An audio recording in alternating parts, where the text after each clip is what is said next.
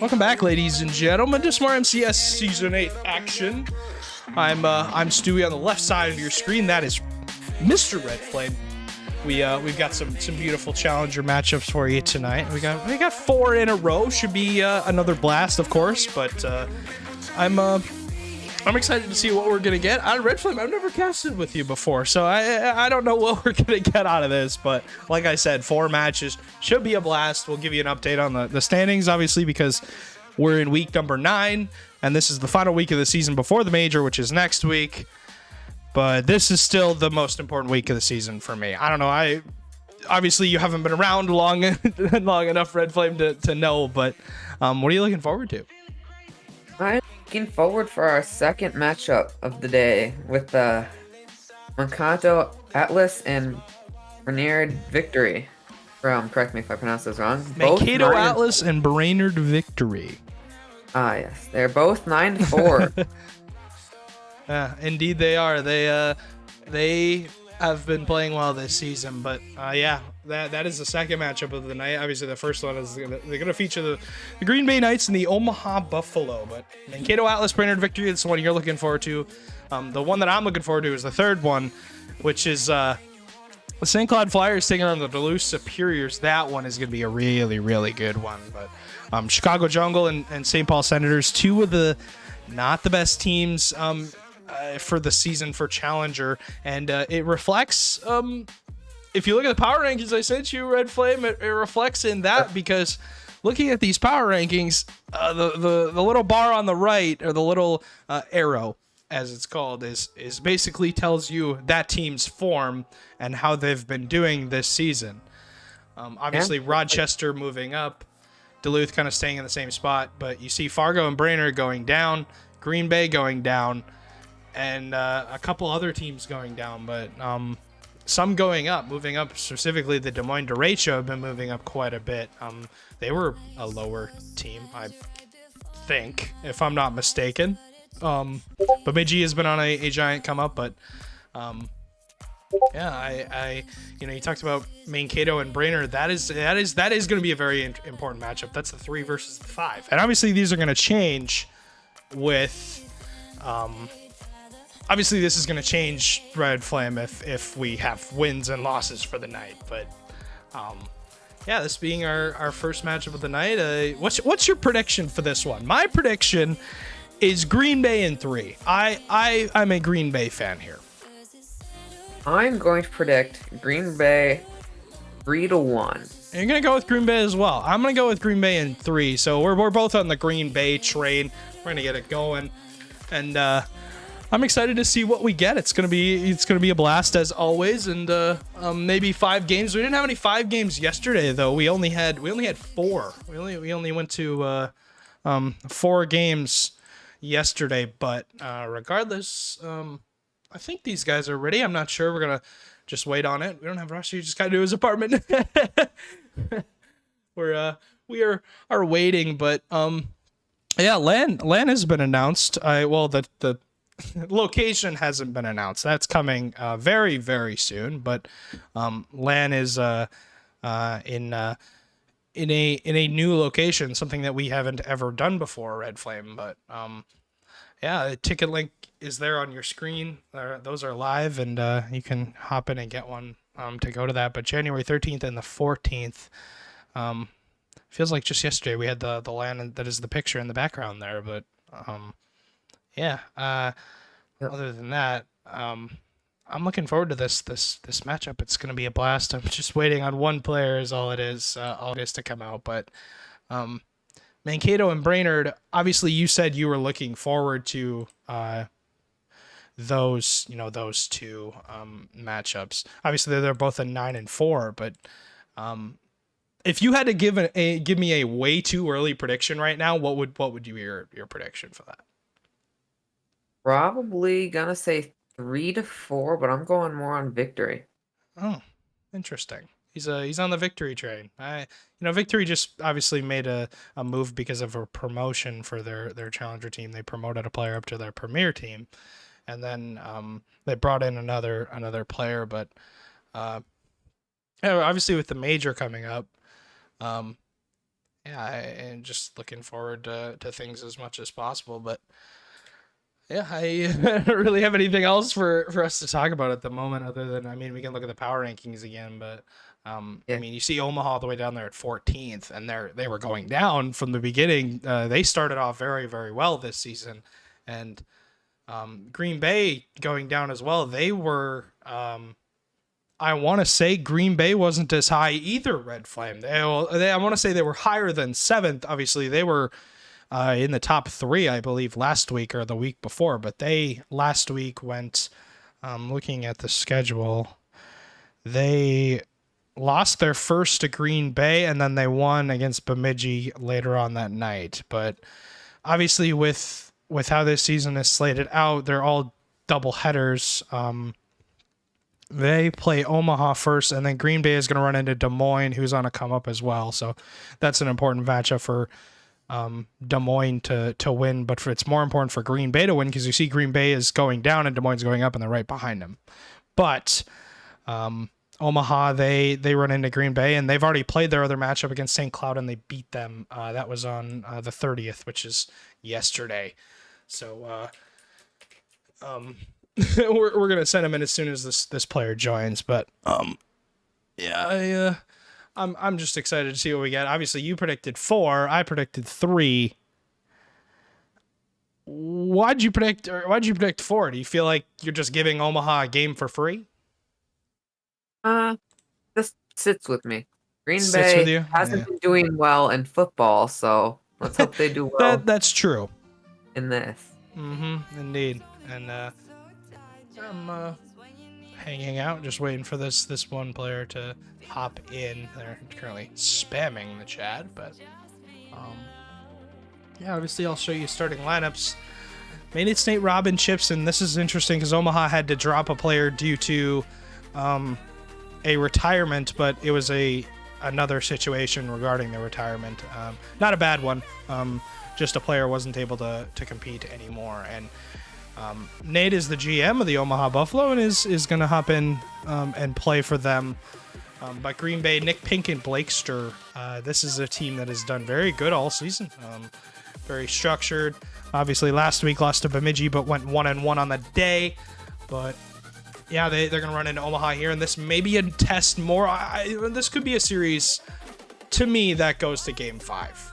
I don't know why, but it could be one that does. But just waiting on one player from Omaha still on his way. They have about 2 minutes, but he's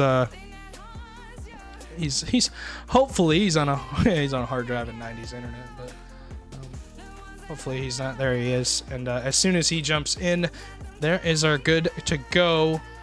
First one of the night. Knights against the Buffalo. Should be a blast. And I wasn't tabbed in the game. That's fine. Now we're tabbed in. We're ready to go. Put in 5 minutes on that clock. And obviously, see Chips able to get into the lobby and ready to go. But for me, it's Nate who's going to be the most important player here for Omaha. He just picked himself up into that league and actually is a land qualifying player last season, and obviously didn't win it, but made it to a pretty far point in that. But looking for some redemption, but he's got a big hole to climb himself out of. But the good news, Red Flame, is we don't have any kickoff goals right away, so we don't have to worry about that craziness. Again. Yeah.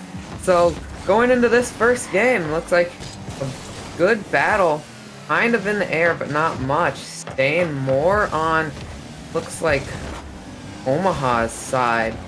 But Chips is trying to get it in goal. Gets it to Rob and gets a goal. That is a beautiful play from Rob. As obviously able to get the open net from Chips, though, but Chips made the play. I was looking at Rob originally, but better challenge, of course, from the Buffalo, who start off the game with a 1-0 lead, and with obviously made its Nate coming into this. I said he was the most important player. He wasn't even the player to make the play there. It was Chips, but Chips and a monster clear downfield. It's just going to pinch all the way down, and Chips has the second for Omaha, who are they're starting off very, very quick. Starting strong. Looks like my prediction might turn upside down. Yeah, but yet same. We're still in the first game. Haven't quite made it. We might have lost somebody, but came back. Now into the kickoff. Looks like Nick scores a kickoff goal. That's beautiful. There's a giant win off of Pink's. I mean, it's just a kickoff that goes directly back to Nick. Has a free open net shot off of that. Able to cut the lead in half. Now it's 2-1 with 3:46 still left. Only game number 1. Still plenty of time for these two teams, Red Flame, to get going. But it's Green Bay that we're looking for to ready to get going. Because remember, we predicted them to win, and I said 3 games. I don't know how confident I'm feeling in that about right now. Neither am I with 4, but yeah. Wait, you can't even do 4. Well, you can win in 4 at 3-1. Yeah. Even then, I don't know. How confident can you be with? Yep, starting out good for Buffalo. It looks like Buffalo. Oh, nice shot. Pink. And as I say, that looks like Pink for the Knights scores. It's a beautiful dunk from Nick, all the way down to Pink. Pink is stealing a corner boost. Plenty of game, obviously left. Yes, for Green Bay, but mainly for Omaha to, not relinquish a 2-goal lead. I mean, they did, but maybe the free flip has a reset, gets a drop pass to Rob, who is beaten by the ball.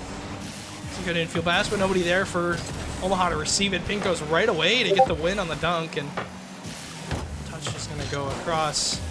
Rob has the clear down. Blakester gonna turn and possess. Gets a nice pass over to Nick. That's all the way down, but on target. That would have been a really, really nice play for the Knights to put away. But Blakester on his back line has previous Challenger experience. Spent last season in Rising Star or Prospect, one of the two, wasn't picked up in Challenger, and then Green Bay decided to draft him. And I think, or possible promotion. I'm not remembering it, but either way, Green Bay took the chance on him, and it's paid off so far, with this season being obviously in the middle of the pack, close to top 8, something like that. But overall, it's been Pink and Nick to be the key players for Green Bay for all season. Their statistics, have to look up their stats, but I don't believe they lead any statistical category for the season. But thinking about things right now, I'm kind of looking up stats, but obviously Pink has been the most influential player, I believe, on this roster besides Nick. But I think Green Bay is a team that you cannot take lightly in every aspect of the game. They're good on defense, good on offense. Very, very good in moving the ball to each other. I mean, you're seeing it so far. Yep, ball's going bit of everywhere. Pretty good time on both sides, but right now it's leaning a bit more towards center, maybe Omaha's side, but it's good clears and good shots by both teams. Looks like it's gonna be a pretty even game to start out. And a minute left, 60 seconds. Yeah, it's pretty even. It's about as even as you can get. Tie game, 2-2. Pink trying to get some offensive opportunity. Chips, though, gets a double off the side. Well, Pink gonna bully Rob out of the way, but Rob just continues on and tries to bump a Green Bay Knights player, and Chips has full possession, has a flick mid. That's a free net for Nate, and that is a great play from Chips, who's been influential on really the entirety of this field, but has been creating the plays for his teammates. Yep, what a great flick. Looks like they're gonna take the lead. Omaha's gonna take the lead going into the 45 seconds. Looks like they might secure this game but now it's going back to Omaha's side. Almost a goal, but Nate clears it to Rob. Good touch to Chips. 30 seconds. Omaha trying to keep possession. If they win this series, it'd be good for them, because obviously with the hole that we talked about they were in, all the way down in 14th, this would be one that they definitely want on the board to get on right away. Rob trying to bump Pink out of the way.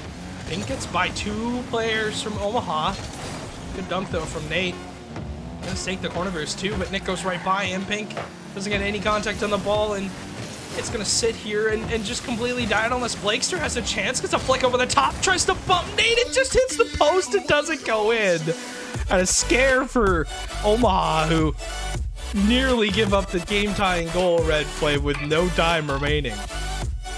Very close. Might have been an overtime match, but that was just a bit much to the right. Almost made it into overtime, but going into the second match, Omaha is looking pretty good starting out this series. Mm-hmm. They look very good, to be honest. I'm excited to see what we get out of this. I think that you wonder what Omaha would have done if they would have given up that game, game tying goal with no time left. So see what we get from them in the second game. But Green Bay down by 1, and not a very quick start for them. It's been pretty slow and difficult, but Omaha has made the better of the plays so far. Yep, going into the second game, Chips gets it up in the center field to Pink, which is kind of keeping it over in Knight's side.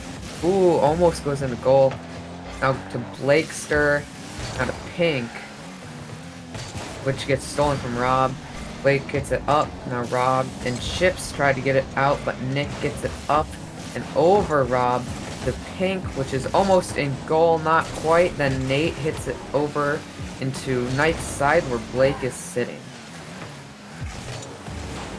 Still 4.5. Obviously, nobody scoring off the kickoff right away, but gotta wonder what that would have done for Omaha's hopes. Go up 1-0 right away in the second game. They're looking to get it here as double commit comes out from Green Bay, who clear the line and find Pink on a ball possession and a fake, but Chips is gonna sit in his way. Good touch from Blakester. Finds Pink off the backboard. Nate turns it to the side. Rob is dunked by Nick. Awkward. Green Bay trying to make contact on the ball, and Omaha's having struggles on their back line. Nate gonna finally collect the ball and maybe get one more. Gets a dunk across. He doesn't have any boots, but he's following up on the ball still. Touch all the way down the field. Big dunk. Big beat from Rob. Blake is last back. Omaha on an attack, on a counter attack, has a shot. Blake for a bump. It was actually Nate. And Chips, last touch, has one. Does find Rob, but Rob doesn't make contact. The good news about this series so far is it's not an offensive juggernaut show. Neither of these teams really finding the back of the net too much. Yep, really good on defense for both of them. Offense kind of good for both teams, but not quite good enough to get past the defense of either team. Going to Nick, gets it kind of close to goal, but Nate clears it. Trying to get up, Pink takes it from him, sends it up to Chips. Going to the wall, Blakester gets it back, which passes it back to Pink. Nate almost gets it, kind of pinches it to the wall. Rob is up there to get it. Blake hits it into Rob, bounces to the wall. Chips goes up, doesn't quite hit it, gets it back on the follow-up where Nate is. Pink is there to follow up. And ooh, Nate gets the good clear all the way over back into the corner for the Knights. Good dunk from Blakester. Nick gets a flip, just backflips into it. Doesn't really do much with it, though. Bump chance for Pink. That's so awkward. Blakester has a free follow-up, and that's one you're going to want back. Omaha with a massive mistake, and Green Bay punishes. Good goal so far for Knights. Looks like they're wanting to get their lead back, or at least tie it up for a series one-on-one. Going into second goal, possibly. It's kicked towards the Knights side. Pink brings it up to Nate, then gets bounced off the corner to Chips. Brings it high to Nate, bounces above goal. Pink launches it back towards Omaha's side. Chips fakes. I believe that was Pink out. Now to Nick on Omaha's side, into the corner, down just past Rob. Goes up to Pink. Lots of contact happening in that corner. Back to, goes towards midfield. Blakester gets it to Nate. Keeps it in that corner. Not quite getting it out of Omaha's side. Pink tries to get a flick maybe. Can't quite hit it. Now Chips is bringing it out to Knight's side. Collection from Blakester. He's bumped though. Nate with a good follow-up. The demo comes in though. From Nick onto Rob. Clears it all the way down. Chips doesn't make contact. Rob spawns in and makes the save and gets the corner boost. Has a touch. Has a lead blocker but doesn't have a shot. Big miss from Pink. That's an easy follow-up for Chips, but a huge save from Green Bay, who hang on. Nick has a touch, has a beat on the ball, but doesn't put it on target. Can't speak.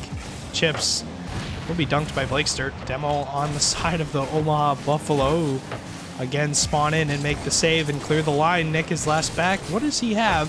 Doesn't get the best first touch and kind of panics with it. Chips has a pass middle. Who's there to receive it? It's Nate. Doesn't get anything on it. Huge dunk from Blakester. Nick will collect. That's a free possession, but it's demoed by Nate. Rob in a one-on-one with Blakester, who commits right away and is able to get the ball off of Omaha's car and out of their possession and keeps his own. And with 20 seconds left, it's Omaha knocking at the door. Ooh. Going into 10 seconds left, Knights up by 1. Could possibly get scored by Omaha. Not looking good though. Staying on Knight's side might be a score by Omaha, but isn't quite Omaha's. Yeah, and there we go. Defense by Knights keeps it away and takes the second series, tying it 1-1.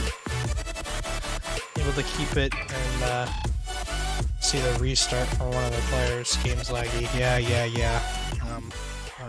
Knights and Buffalo. Knights going to even us up at 1 apiece.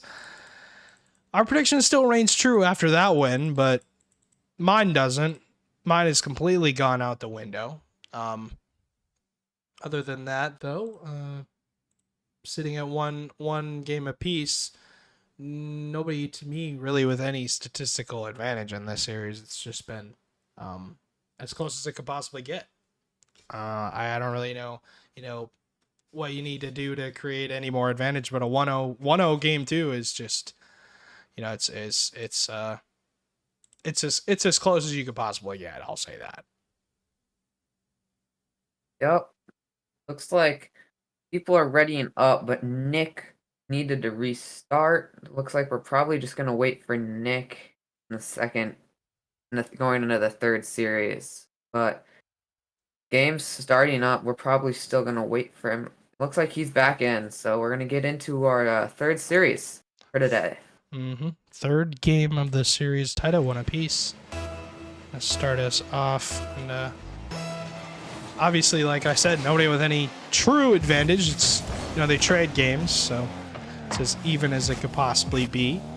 And some miscommunication for Omaha. That's a free net for Pink. I don't know what Omaha's defense is doing here. Yep, so far, it looks like Knights are going to get up right away, wanting to get in the lead because they just tied it up 1-1 for the series score. Now up 1-0 into the third series. They want to keep this lead if they want to take home third win. Oh, off the crossbar! Oh, no! I think Nick would have had the follow-up maybe, but Pink just hits it away from his own teammates and then is now back passing. I guess you could say that works, but... Good dunk from Nick. Rob with a big beat on the ball. Is that just going to float in? It's off the post. Pink goes missing. Oh, no. Both of these teams can't hit the backboard touch right now. That's a massive, massive mistake. Yep. All the Green Bay Knights, they just weren't there, and Nick was trying to make it in time, but didn't quite make it to the ball to save it. Indeed. And you see what we're getting out of this series. Mistakes reigning supreme. Nick with a huge 50 against Chips. We'll get the infield pass. Blakester demos both players off the catch.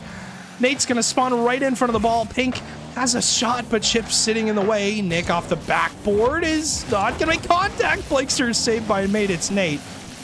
Nate with a good beat on the ball. Gets by Pink. Chips in a one-on-one, but doesn't have any boost to do anything with it.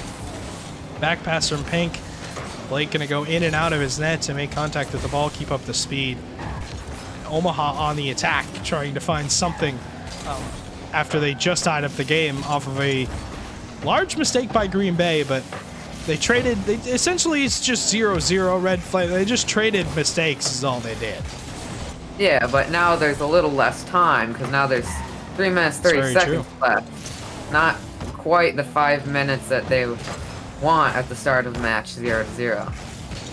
Indeed, and Pink with not the best touch. Gonna just trade the ball back and forth with each other. Pink gonna take his time on it. And give it across to Chips, who gets a possession. It's over 1. Nick is last back, does make contact. For a bump was Blakester. Pink has a touch across, gets, of course, dunked by Nate, who goes right past him and goes over top of Nick, and Chip's gonna miss the ball, and Nick has a possession here with a little bit of time. Has a pass to Blakester, but Nate cuts it out. Good challenge from Omaha, who clear the line. Nick gonna turn on it, gets demoed as well. It's just demo city for Green Bay, who are legitimately getting removed off the field at this point, though. Pink with a good recovery has the open net and is able to get it. Gets over the top and gets the second on the board, his second of game number 3. Yep, 2 demos by each team, but looks like the 2 demos for Omaha put them in a worse position, showing that Pink was able to score. Now it's up 2-1 for the Green Bay Knights. Might be able to take this series if they can keep this lead. They've got to keep the momentum they've been putting together. Blake all the way down the field. Chips goes missing. Pink touch to the midfield for, of course, an infield pass for Rob, but that's all the way down. It's just barred out and in. Chips slams it from the midfield, and nobody from Green Bay is even ready for it. A wonderful corner shot by Chips, tying up the series again. Now 2-2 with 2:20 left on the clock. It's gonna be a tied, very close game. Rob chooses not to go. Nick has a flip. That's going to be on target. It's a huge save from Chips, but he can't make another one.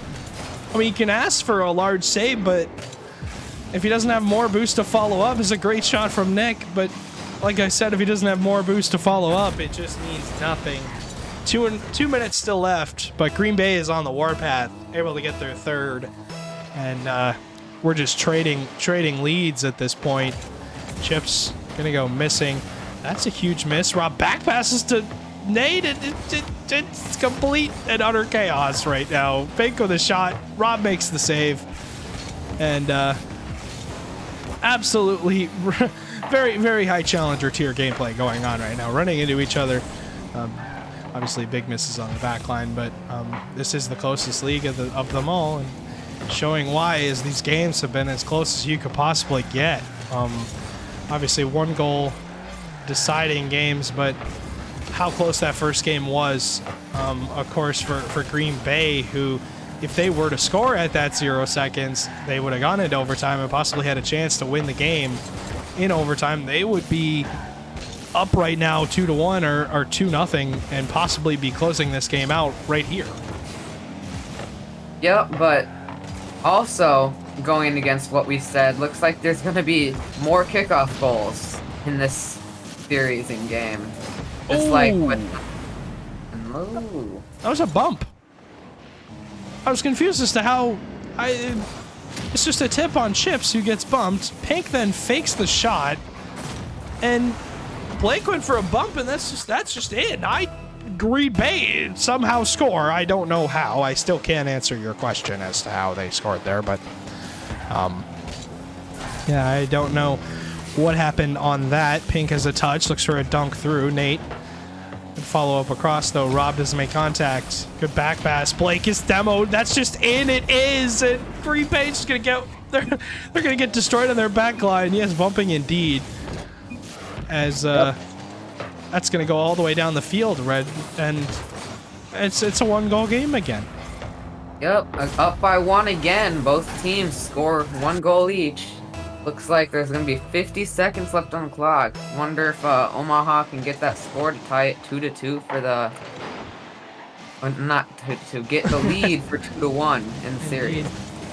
they're looking for it, obviously, but they're on their back line right now. Green Bay pressing the advantage of a 1-goal lead with, like you said, only 30 seconds now, as time is going to tick away on Omaha. Don't have a lot of time. The Buffalo running out, stuck in their half as well. Pink going to kill more time off the ceiling, has a touch. Looking for a follow-up, gets a bump on Rob. Nate not going to have a double. Maybe does, but Blake going to keep it in. This is a free shot for Nick. If he can hit it, he does. And that's the 2-goal lead is returned as fast as you possibly get it. Yep, looks like they're going to secure this series with a two-goal lead, 5-3, with 12 seconds left. They could still bring it back, but it's going to be very hard, where they might need 2 kickoff goals in a row. 10 seconds. Nick looking for one more. Rob going to clear the line. Omaha, though, stuck in their half. Cannot get out. Blake's going to press it down and tear that wound wide open. Gets a 3-goal lead now. It's obviously 6-3, but series is not over. The game is over. But obviously with going to this 4th game, it's Green Bay on the trot to an advantage and 1 game away from winning the first one in 4, and they will clear it all the way down to the ground. Yep, looks like it's gonna be 2-1 for the series score right now. Knights in the lead. Still a chance for Buffalo to take the game back and take the tie, but going into game 4 might be hard, but they can do this. They put up a good fight for the start of both of those games, just couldn't quite keep the defense towards the end. Like you said, they could, I mean, obviously with that's 8 saves on the board. With 8 saves total, and you give up 6 goals on 15 shots, Green Bay just completely had all of the offensive possession, all of the offensive pressure. And as a result, you see what's happened with how they've scored 6 goals. They completely run over Omaha's defense in that 3rd game. And it's the reason why they're, obviously it's 6-3 and obviously they're up 2-1 in this series now. But the big thing is they have to close it out here. They cannot let Omaha get anything going and get back into this series. Now, going into this 4th game, your prediction could come true. Mine is completely gone, but your prediction could definitely come true here if Green Bay can run away with this. But if Green Bay run away with this game early, it's viable for Omaha to not be in the best of spots. But I think we're good. Yep. Yeah, Pink joined last second. He came back last second. He was rushing back. I think it was a car change. I don't know why it's a car change every single. He didn't even change his car. I don't know. I have no idea what he was doing. Cannot give you that answer. But maybe he just closed out on accident instead possibly. of readying up. Yeah. But maybe went to free play. That's what I'm guessing he did. No idea, but regardless, obviously nobody giving up any shenanigans to start off the game. I mean, Nate had a good opportunity right away, but blocked out by Blakester, and now into this corner. It's a good chance for Omaha. That's full. Everyone committed. Blake has to play to the sidewall, and Green Bay wasn't ready for it right away off of just a complete overcommit from Omaha that probably should have been punished. Yep, now going back to Green Bay's goal. Almost there, but Chips hits it a little too high. With Nick bringing it back to corner, getting it close to goal, hits it up, try to get a flick, but Nate is there to save it. Now up to Chips towards the roof. Whoa. Chips and Rob passing it back to each other. Might have been Pink. I couldn't tell. But now back on Green Bay's side, they're good fight for it. Pink tries to get it over. Rob is there to hit it over. I believe that was Pink. Now going back over to Omaha's side. Nate is there to get it back to Nick on Knight's Green Bay side. Good touch forward from Pink. Nick gets a beat on Chips. That's into the corner. Nate's awkward. That's full boost, though. It's a big thing. Was not empty on that play, so was able to get away from that attack that Green Bay was trying to form after they get back-to-back wins on the ball. Big miss on the back line from Rob. Can't find an infield pass. That's a weak shot from Nate, but Blake has a little bit of trouble with it. Does able to get back to it. Gets a touch forward. Rob with a clear, trying to find Chips. Chips going to fake out the touch because it's a dunk. Green Bay stuck on their defensive half right now for the first half of this game. Have not had a ton of chances. But when they have, it's been awkward like this. That's a poor touch from Nate. That's going to be saved in and out. And Pink, I thought he placed it well, but Nate made a better one. Wonderful save by Nate. Now going up towards midfield to, almost Pink, but Rob steals it up to Nick, which brings it to Nate. Pinches it over towards mid. Nick shoots it for Omaha's goal and scores it. It's an overcommit. Chips goes missing. Nate's touch wasn't great. It goes backwards, and Nick is able to clear it all the way down and get one for free as the game is halfway over in the fourth one. Green Bay on a 1-0 lead, and they're poised to take the series in 4 if they can get another one, but Omaha, with all the pressure that they've had in this game, they should be winning. Realistically, they have had more of the offensive chances. Yep. Good defense for both teams, but looks like the Green Bay Knights are going to have a little bit better offense going into this game. So far, 1-0 lead with basically 2 minutes left. Into the 4th series, 2-1 for the Knights. Gonna go up nice towards pass back. Ooh. Close goal. Staying on Buffalo's side for a while. Nate and Nick pinch it up, staying on the side. Rob tries to get it to the Knights side. Gets it up off of a defense to Nate to a sidewall corner where Blake is sitting to get it up. And 2 chips on the bottom, but Nick clears it out to the Buffalo side where Rob saves a goal. Good demo.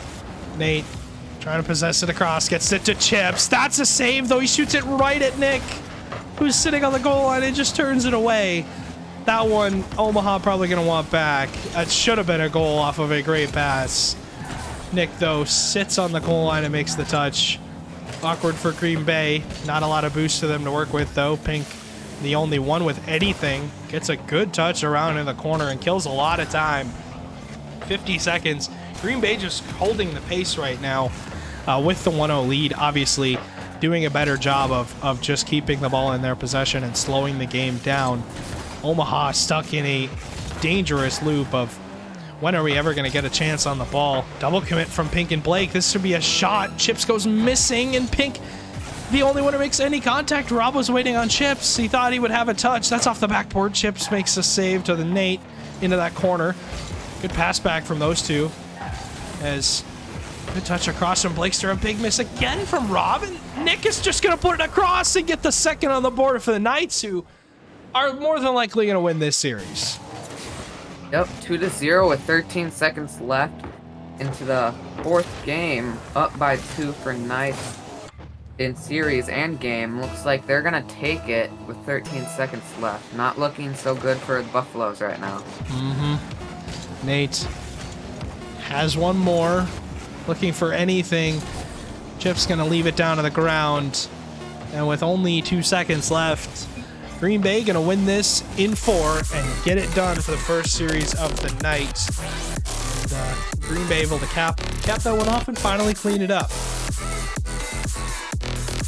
Yep, good game by both teams, but Knights were just a little bit more defense and a little bit more offense. And that was able to score them most of their winning goals. Indeed. Able to get a little bit better when it comes to the chances that they got.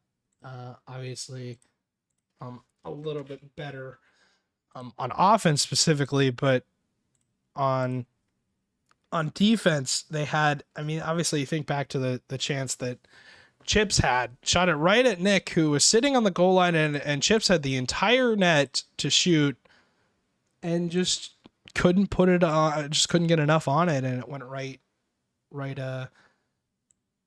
obviously at Nick. And if you are chips, you maybe are going to want that one back, but the series was not won and lost off of that. It was won and lost in other parts. But I mean, obviously that was only the first one of the night. We got more series to go. Atlas and Victory coming up next. That's the one you were looking forward to. I'm excited to see obviously what we get out of that, but the first one is done, and it's a 3-1 win for the Knights. But Atlas and Victory coming up next, and I'm excited to see what we get out of that. Obviously that series ending 3-1, but yeah, I mean, if it any last final words from that's first series? My prediction came true. Your prediction did come true. You are right.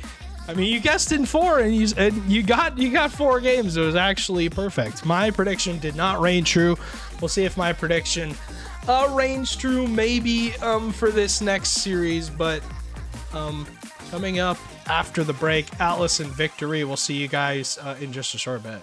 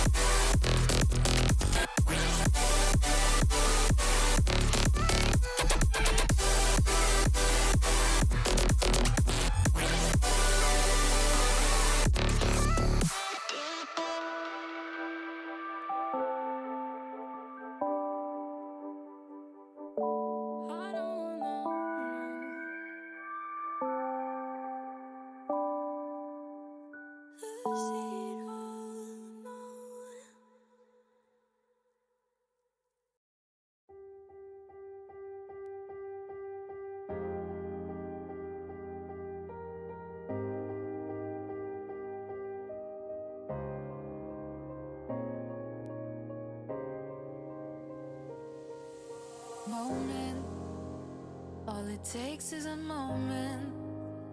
Is it fate that you came this far unbroken? If it's destiny, you wrote it. Focused, but you gotta be focused. Make or break, it's the last goodbye they remember you for. They're calling your name, go and take what's yours.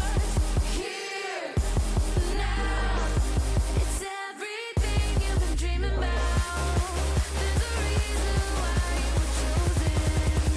This is your moment.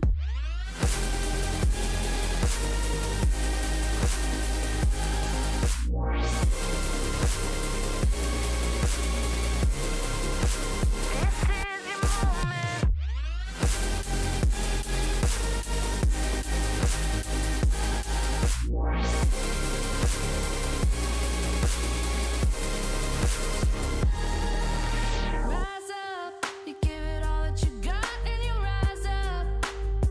All the stories that tell about the champion who came from the crown. Are you ready to carry it now? Going full speed, never stop, never quit. You're the only one you got to convince that nothing's too far out of your reach. 'Cause all you are is what you believe. Here, now, it's everything you've been dreaming about. There's a reason why you were chosen. This is your moment.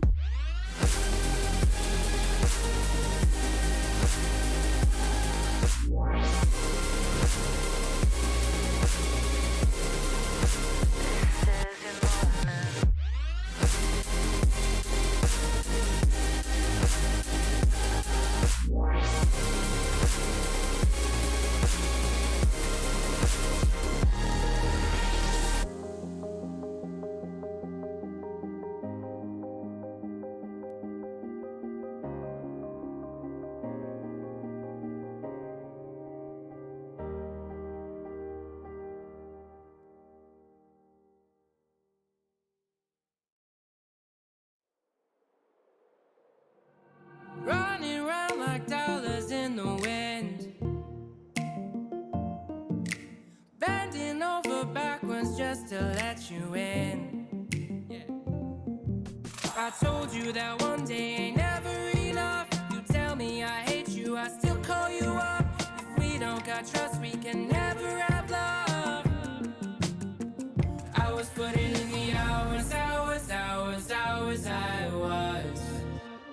But you were calling me a liar, liar, liar, liar, liar. Yeah, I've been putting in the hours, I was. And it's coming down to now and now and now and now and never. I was putting in the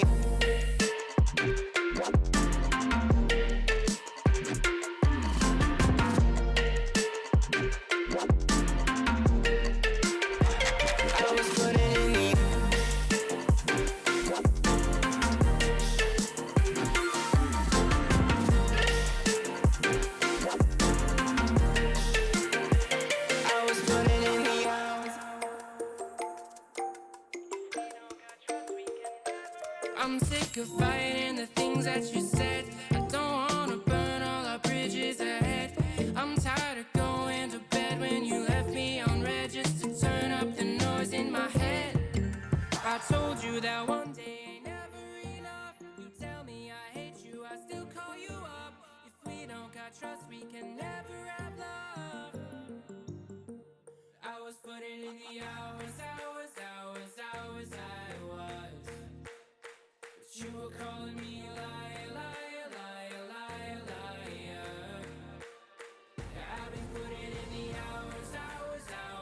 We got our second matchup of the night, ladies and gentlemen. The Atlas taking on the Victory. JTV gonna hop in here in just a bit, but we're stalling a little bit for him to get back. But regardless, Mankato Atlas, Brainerd Victory coming up next. Should be a blast. Stewie and Red Flame still here, still kicking, still ready to go. Obviously, this series hasn't been decided yet, so I don't know why that says 3-1. But regardless, now it says versus. Sorry about that. Mankato Brainerd. This is the one you're looking forward to. I'm looking forward to it as well because I know a lot of these players that are on the field right now, and all 6 players that are going to be playing are very talented. Yep, looks like both teams are 9-4, tied up in the overall. This match will decide who gets the 10 and who gets the 5. Indeed. Who gets their 10th win on the season? Who gets their 5th loss on the season? And with Brainerd 10-4 now, they got 1 actually extra, but Mankato did lose their first match of the night against Duluth. They got 3-0'd, and Brainerd just beat Burnsville in a game 5. So they have moved up. This would be a big win for Brainerd if they're able to get it done. Everyone is in here. And Red Flame, if you're ready to throw out your prediction, I'm as ready as I'm ever going to be. I'm going to go with the Victory in 4. I'm going to jump on the Brainerd Victory train. They looked, obviously they're coming off a win. And I don't know. I can't bet against a team that just came off a win, or is coming off of a win. I'm gonna go with Brainerd too, but I'm gonna go 3-2 Brainerd. Ooh, he's going game 5. I like it. Yep. Also, one more thing, Mexi was just picked up too recently, and this will be his first game on the team. First game on stream, so I excited to get into it. We'll have Rocket League coming up for you in just a second. Gonna hop over to this screen. Atlas and Victory. Here we go. Game number 1 loading on in. 5 minutes on the clock. GB, Mexi, and V15 on the side of the Victory. And on the side of the Atlas, you have got, of course, Palmer, DeCarlo, and Blueberry. And Palmer Wild, the high pick on this team. DeCarlo, obviously, I believe the second round of Blueberry was the 3rd round. So they have not made any change all season. Mexi obviously new in on the season for the Victory, who are moving on from AO moving up to Premier, so playing in a higher league.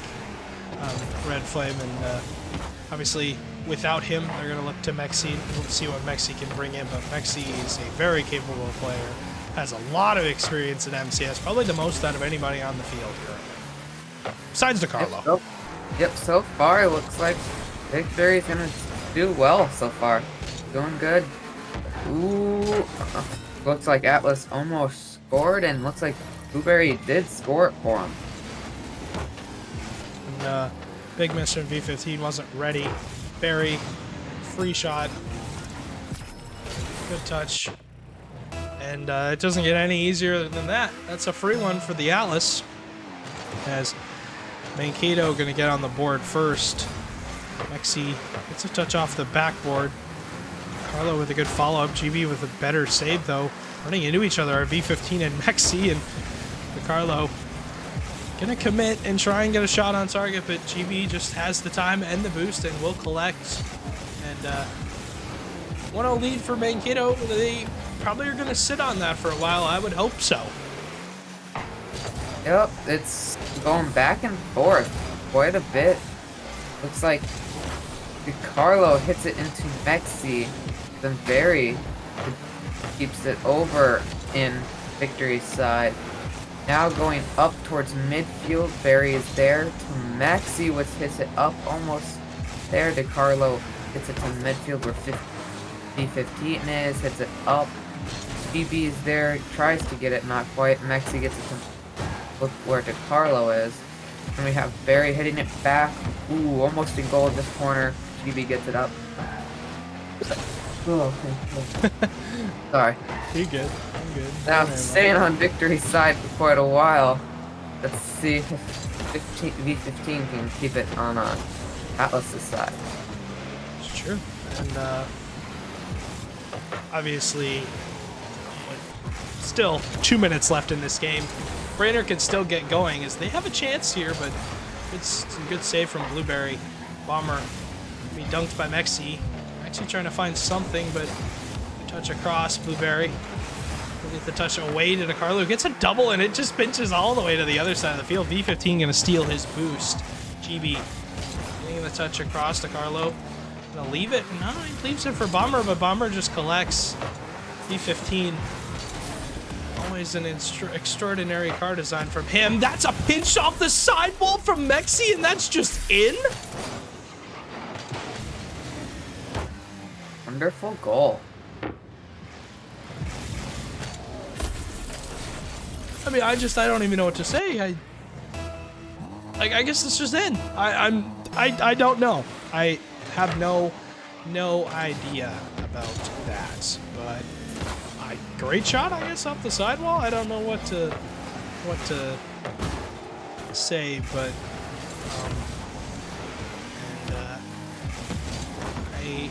I don't understand how on earth. It's a goal. It's a goal. So I just leave it at that. It's a goal. It's a good chance though for Mankato right off of that. Brainerd gonna dunk their way all the way across the field. Carlo has the boost but gets dunked by GB, and a minute and a half left in this first game, and we're even at one apiece. It's almost like we haven't even played the first 4 minutes. Yep, just like our first game. First 4 minutes didn't exist. Now we're going into series 2, my bad. Game 1, 1-1 with about a minute left. Mexi bringing it towards goal, but oh, it looks like Bomber was there. Back midfield where B15 is sitting. Goes up the wall. Barry hits it away from Mexi, I believe. Now to Mexi again. GB there, I believe. Trying to get the defender away. Can't quite tell. Now staying on Atlas's side towards midfield. Bomber gets it up. Tries to get a pinch, but Mexi is there to hit it. Midfield. Barry takes it up. Where GB tries to get it back. Mexi pushing it forward towards the corner on Atlas. Bomber gets it up, trying to get it back, but V15 is there to keep it on Atlas's side. 20 seconds left. A good challenge across. Mexi going to keep up pressure on that sidewall. V15 has a little bit more boost. DeCarlo looking for a sidewall touch, but he left it for Bomb, who went for the shot, couldn't get it. Mexi all the way down the field. DeCarlo last back, gonna clear it to the corner. GB puts it across, but Blueberry gonna knock it down. V15 though keeps it up. Bomber wants to play it with a little shenanigans. Gonna leave it as Mexi kills it down. Overtime in game 1, and I don't know who has the advantage right now. I actually couldn't tell you who's gonna win this, but right off the kickoff, Mankato have the better of the chance. Bomber gonna hit the crossbar. Was looking for it. Mexi gonna play past one, but doesn't get by Blueberry. GB all the way down the field. Gonna find Mexi maybe on an island. Has a touch. Bomber's awkward, and that should be a goal for V15. The save wasn't good. And that is not the best save from Bomber after Mexi just pokes the ball towards him. Yep, so far so good for Bernard Victory. Now going into the second game, they got to keep a strong lead as they keep the series 1-0. Because Atlas is also a very good team, just like them, pretty close together in skill, both keeping a tight leash on each other, not quite letting the other team go farther. It's true. With obviously going into the second game with a 1-0 lead for Brainerd now, Mankato kind of, I don't want to say gifted them that, but the save could have been better from Bomber, obviously, regardless. But yeah, you have to wonder Wonder what would have happened if Bomber made that a better save there, but still think about that Mexi, and then they made it happen. But they're looking to call for a new server at the beginning of the game. I don't think we're going to be playing this one unless Bomber wants to, but they're still playing, so I guess they don't want a new server. If they don't leave, they don't get the server. It's true. I mean, right off the bat, Mankato going to score off of just sheer pressure, and gotta ask for a new server before the game starts and before you continue playing there, friends. But Yeah, now I don't think it'd be good to get a new server because they're up by 1-0. well, it's 4:40 Brainerd left asking in the for it, front. and Brainerd's down, so I guess. Oh, Still, sorry. no, Atlas. you're good. You're good. It's obviously with this, GB's just, I don't know what he's doing at this moment. Well, another score for Mankato Atlas. Looks like it was DiCarlo this time, bringing it in from the. They want a new side. server, but they're not leaving the game. It's so confusing. I'm just gonna hop out of this game really quickly. Go Oh, back to the and there schedule goes screen. everybody else. Yeah, they were confusing me because I'm like, do you want a new server or not? Then if you want a new server, then just leave the game. I don't know why they kept on playing it. It's so confusing. But obviously still 1-0 here, and I don't know if we're gonna be counting that goal. I'm not sure. New server is up, so whenever you're ready. But Well, I'm on in. Like I'm in, just waiting for some of the players. I'm it's 1-0, but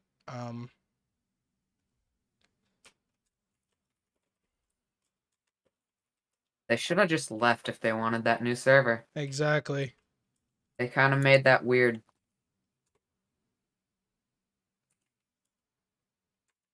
Anyways, I don't think we should count those goals. I'm not sure. I'm just waiting on Brainer to come back in, but I believe I'm gonna ask. But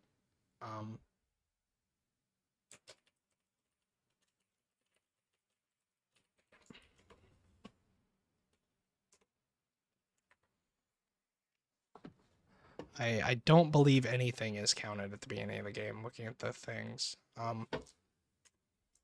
It looks like the people who request. we let them score. Looks like Maxi wants to continue. Looks like GB's kind of fighting it. D15 also agrees. I say we give them the goal. All right. Give them one and start. We'll start it.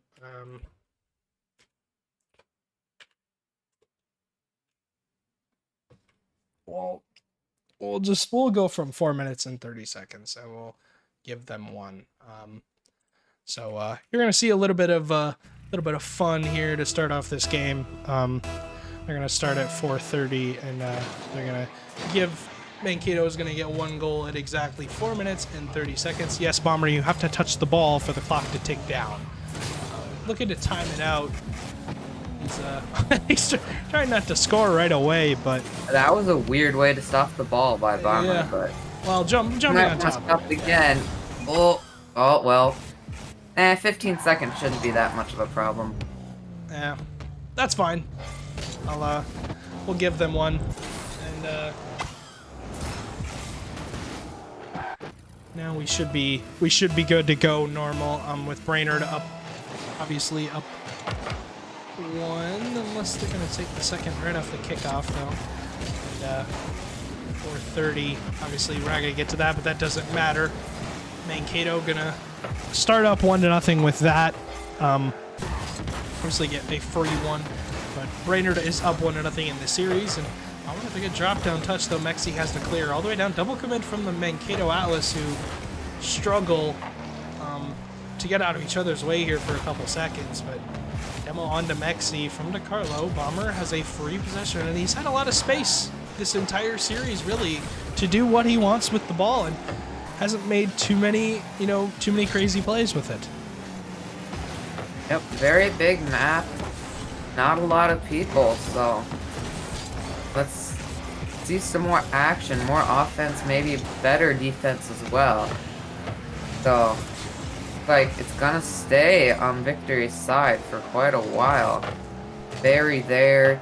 Looks like it's going to Bomber. Up to GB. It's like DeCarlo's there as well. Up the wall. Tries to spike it down. And B15 gets it off the spike. To Bomber to the corner. Up to DeCarlo. And then to GB. Which goes back to Bomber. Then B15 pushes it over to Atlas's side, where DeCarlo just pushes it straight back. And I believe Joseph Royce is ready to go, but I guess I'll hand it off to him as a unless he's not quite ready, but I'll hand it off to him as soon as he's ready, regardless. But you've got Mankato with a 1-0 lead in the second game.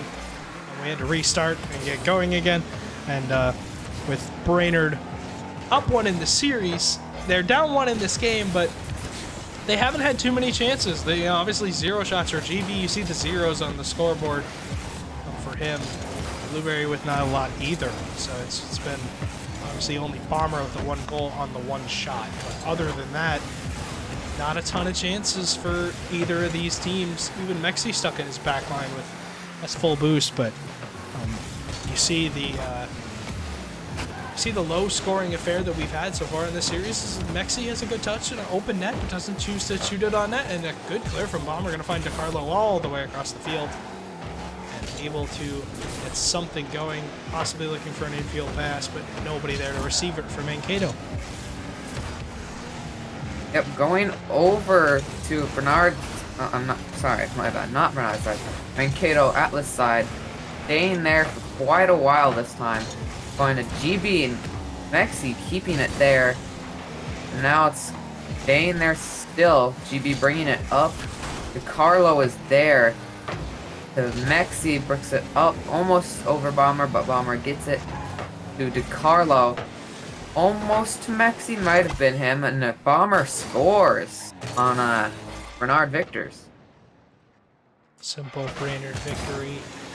Big unfortunate miss from Mexi as a simple shot from Bomber comes out. Too many B's.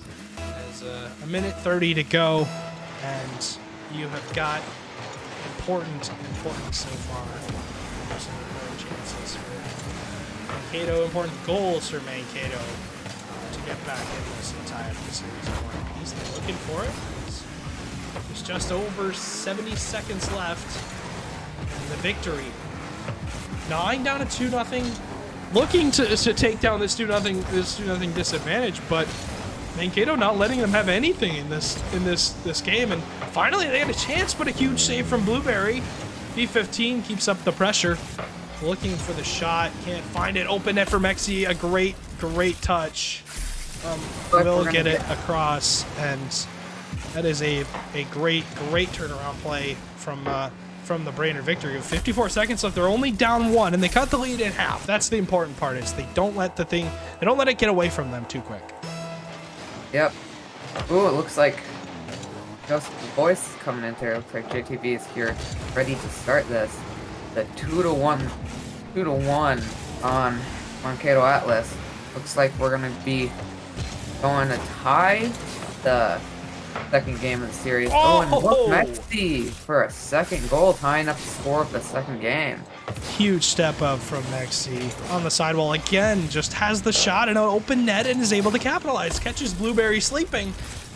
Mankato have given up a 2-0 lead in this game, and with 37 seconds left, Brainerd on the comeback And a giant miscommunication from Blueberry and a dunk across. Mexi gonna hit the backboard. DeCarlo has one touch for a foot reset. Gets it to the left, but can't do much with it. V15 on the dunk. Blueberry last back, doesn't make contact. Bomber looking for that touch. Will dunk across.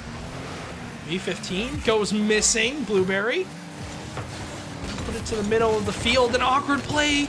Big miss from Bomber, though, as that was an open net. And now 7 seconds. We're looking at another overtime, possibly. Red Flame, if that happens. But I don't know if an overtime is happening, and it is obviously gonna hop in, and I'll hand it off to JTV if he would like to take over for me. He's gonna join us, and appreciate it like it's sure. Ladies and gentlemen, we are in fact in overtime. Sorry, a little late to the party, but you know, it's still a good matchup to show up to. Looks like right now the Victory are currently up in this series 1-0 as we are currently in overtime, seeing who can come out on top here. Right now we have Atlas, we have Bomber, Wild, Barry and DeCarlo, and then on the Victory side, Mexi, GB, and V15. Just making sure I have all my bearings in place real quick as we're nearing a goal here. What just happened? My goodness. Yep. Going to this second game, second overtime series too. It's been an overtime in both these games. Very wild, very bizarre offense and defense. Hard to find the back of the net for both teams so far, but looks like tied 2-2. Looks like Bernard Victors are gonna stay up though with the 1 series lead. In fact, currently they do have the lead, and it's crazy for me coming into this series, knowing both these teams are 9-4. Knowing that Bernard Victory has been playing, you know, man up, man down, man up on their top league, and AO got bumped up, seeing them pick up Mexi, and there, as I say it, Mexi puts it in the back of net. Mexi is here to show his prowess and help this team stay on top is the hopes here. A good pickup indeed, as now the Victory are up 2-0 in the series. Yup, well, we got my prediction for 3-2 victory. Now let's hear yours, JTV. I mean, personally, coming into this, I was feeling very, very hopeful for the Brainerd Victory, mostly because of the fact that, as you and I spoke about earlier today, knowing that AO got bumped up, knowing that they're still 9-4, that they can make these moves confidently and still stay at the top of the league, I think is a very important thing to take out of this, because it comes down to the ownership. It comes down to the overall team dynamic. And I'm not just talking about the Challenger League. I'm talking about across the board. You definitely got to have a good manager at bay to be able to make decisions like this, because, you know, taking a player like AO and taking them off your roster, putting them up on the top league, so now they're, you know, now they're looking like champs, you know. The thing is it can cause a huge disruption at the challenger level. So seeing that they were able to make that adjustment, they're able to hold on, you know, that to me is very impressive. And I'm hoping to see Brainerd Victory continue to show that time in and time out as we continue moving forward. Like I said, losing AO to the Premier League, that's something. But picking up a player that is just as good in Mexi is very impressive. Yep, going into game 3, looks like it's going to be up 2-0 Bernard Victory. Looks like we're going to hopefully see another close but yet good game in game 4. Indeed. I think right now we're waiting on a player to hop back into the lobby. You know, sometimes this, you know, the decals, the skin, you know, that is what matters. You know, if you're not feeling it, if you don't feel like you're looking flossy, sometimes you just don't want to be out there. So let's see if this adjustment is a much needed adjustment. You know, we'll just have to see what plays out. But it looks like Barry currently is not in the lobby. We'll wait to see what happens there. Everyone else are ready to go. But we'll see what happens going forward. We do have everyone else currently ready to go, though. So, like I said, I've missed a good portion of what's happened. You want to catch me up in what happened in that first series? Basically, in the first series, Green Bay Knights won, I believe, 3-1. My prediction did come true for that game. And then very good defense. The Omaha Buffalo were able to catch the first series, but their defense wasn't quite on game enough to catch the last 3 and gave it to Green Bay. Understandable. Well, like I said, right now we're definitely looking at 2 of the top teams in the Challenger League with Mankato Atlas 9-4, Brainerd Victory 9-4. Right now, we are just waiting for players to re-enter the lobby, but it has been honestly quite the showing thus far. Like you said, 2 overtimes back-to-back in to start out this series, and the Victory taking it home in both of those matches. Looking to see if the Mankato Atlas can do something to turn it around here. Maybe Barry is doing a strategized stall right now. Maybe there's major strategy behind this. Maybe he just needs a second to reevaluate, reanalyze, and come back into it. But, I mean, at this point, I don't know what the time allotments. I haven't read the rules in a while, so that's my apology. But I'm pretty sure that they're on the clock, and if they don't get back in here in a certain amount of time, that it is just going to go to Brainerd Victory for the night. So I'd like to send it to break, but I don't think we're going to do that just yet because at any moment a player could get back in here. So we're going to wait. We're going to give it like a minute or two. If it takes longer than a minute or two, we're going to jump to a break, and then we'll see what's going on the back end. But right now we're just waiting on one player to join into the lobby, I believe, to get this started. Yep, it looks like it's Barry too. Hopefully he picks the right car. All I know is if you guys aren't excited, I know I'm excited. In just a couple weeks, we have playoffs coming up. We have a lot of great matchups coming up here in the next coming weeks. Who's ready for LAN? That's the big question. Are you guys ready to come out to LAN and have a good time, meet each other, shake each other's hands, and really bring in the ambiance that is Midwest Rocket League? Are we going to have a good Midwest Championship Rocket League outing? Are we going to have a good time? Is everybody going to bring their A game? Because honestly, at LAN, to me, everything kind of changes. The atmosphere is different. The mentality is different. That stink eye that you like to give people where you're like, I don't want to talk. I'm just going to stare at you for a minute, make you feel the animosity coming from behind my eyes right now. Whatever it may be, definitely excited to see all the faces that come out to LAN. I know I'm personally looking to come out to LAN myself and be a part of the action. So it should be a good time. And, we're not going to get to LAN if we keep on getting held up like this. We got to get these matches done, ladies and gentlemen. I'm just joking. But for real, it should be a good time coming out to LAN. If you guys haven't got your tickets yet, make sure that you go and you get your tickets. I don't know if it's posted yet, but it should be posted soon. And you can get on out to LAN. You can be a part of the action. Come and support this amazing league. And even if you can't get your tickets yet, how about you hop on the website, you go and get yourself one of those awesome jerseys. I know they had a sale going on recently. I don't know if that sale has been extended or not, but if you want to support any of these awesome teams throughout Midwest Championship Series, definitely go and check it out. Get yourself some awesome swagger. You're not going to want to miss it. We're going to take a quick break, and we will be back just shortly.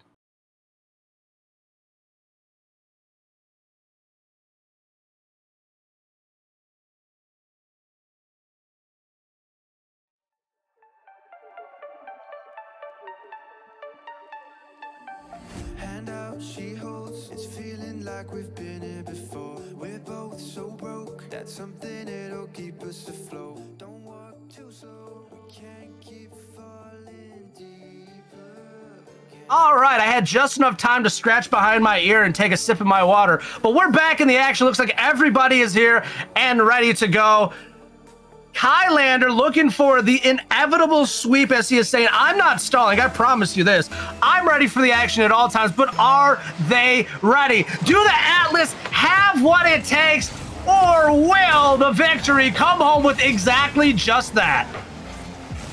Let's hopefully see a lot of gameplay from Victory, because both of our predictions are going with them. And so far, so good. 2-0 victory in the series.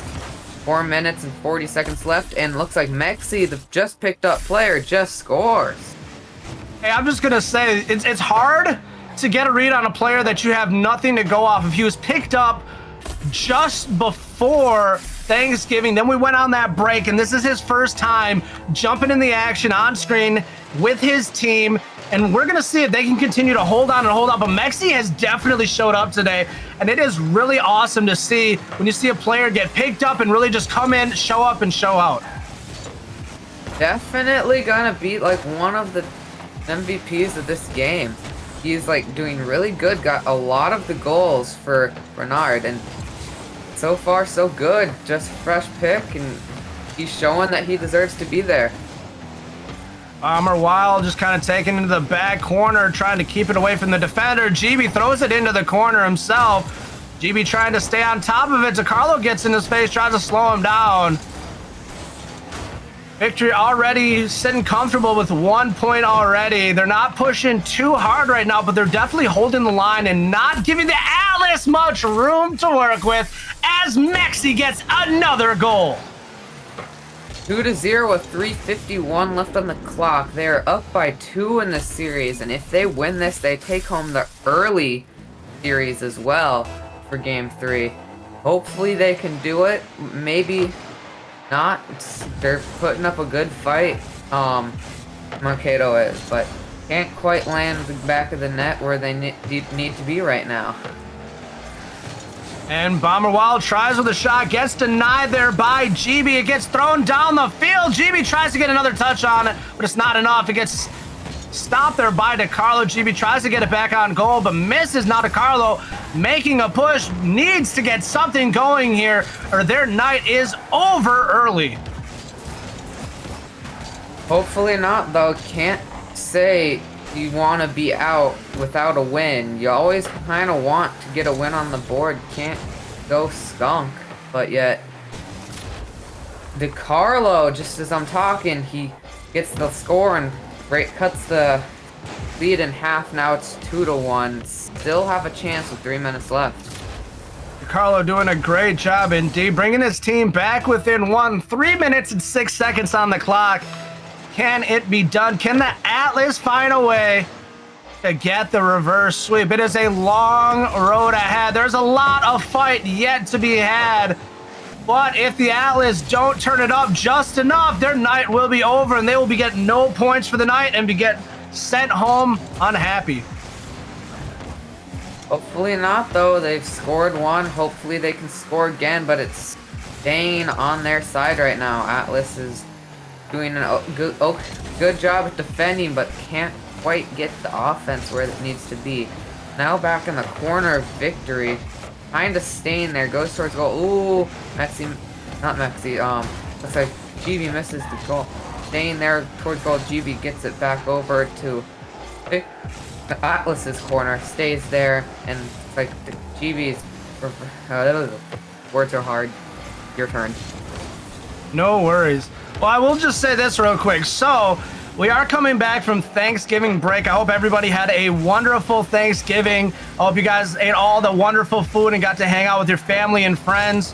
If you do have a moment, take a second and just put in chat one thing that you are thankful for this year.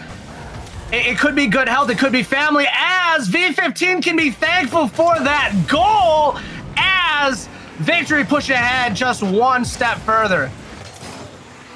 But Yep, as I was saying, sorry, real quick, but as I was saying, one thing that you are thankful for, ladies and gentlemen, because we are about to be stepping into the Christmas season, and that can be quite a greedy time of year. Not intentionally, but very unintentionally. So let us know in chat what you are thankful for, or just give your team a shout out. Maybe you're just thankful for these teams putting up some high-level Rocket League.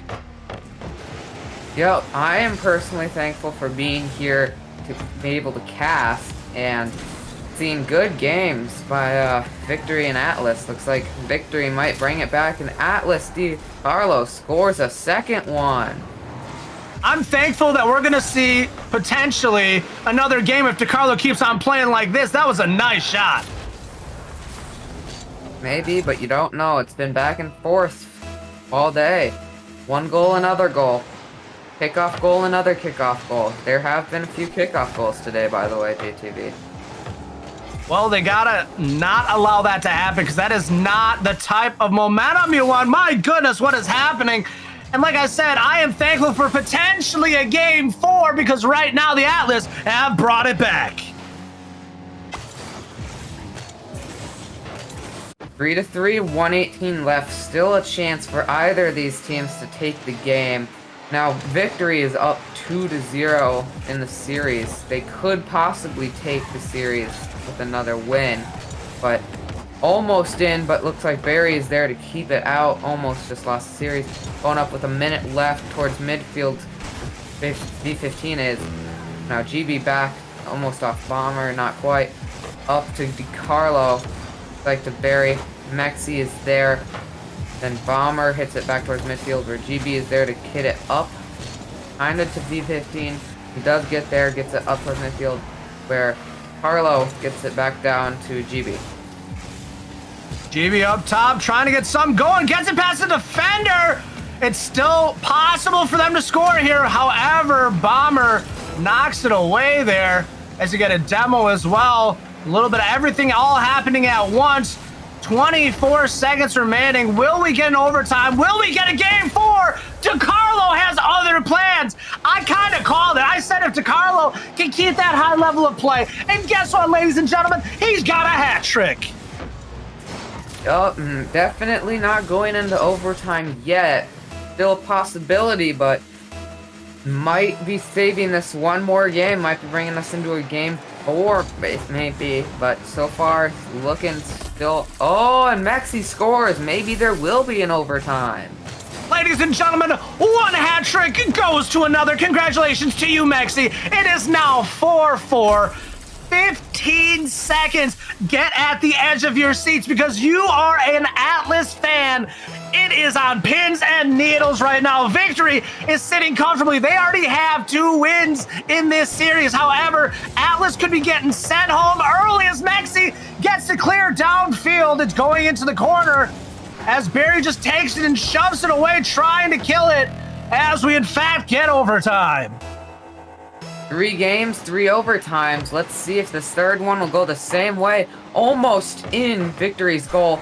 Staying on Victory's side, goes up to GB over Barry towards, looks like Atlas's side. Then DiCarlo hits it up. DiCarlo definitely doing good this game. V15 hitting it to Bomber where Max, he gets a clear to DiCarlo going towards Atlas's goal. V15 is there to take the series 3-0 for Victories. And the Victory come home with exactly that. They take the victory as Mexi really shows up and shows out. However, it's a team effort at the end of the day, but I definitely got to give a nod of my hat to Mexi. This was my first time seeing you out there, and I am definitely impressed. Good luck to you throughout the remainder of your games in this season, because it seems like you found a home there with the victory. What a wonderful game by Mexi. He definitely did a lot. Might even be the MVP for the game. Maybe even the series. He did a wonderful job. Definitely brought back a couple wins. Yeah, I'll be completely honest with you. Going into that series, I would have expected to be like 3-1, 3-2. I would have expected to see a game taken by Mankato Atlas. Unfortunately, they were not able to do so. And the Victory continued to roll forward as they are now 10-4, and Mankato Atlas dropped to 9-5, splitting that difference a little bit further as we get closer to the playoffs. So I'm just going to say this, and I'm going to say this proudly. I am super excited to be a part of this league. Minnesota Championship has been a home for me now for a few years, and I am just excited to see the growth year after year.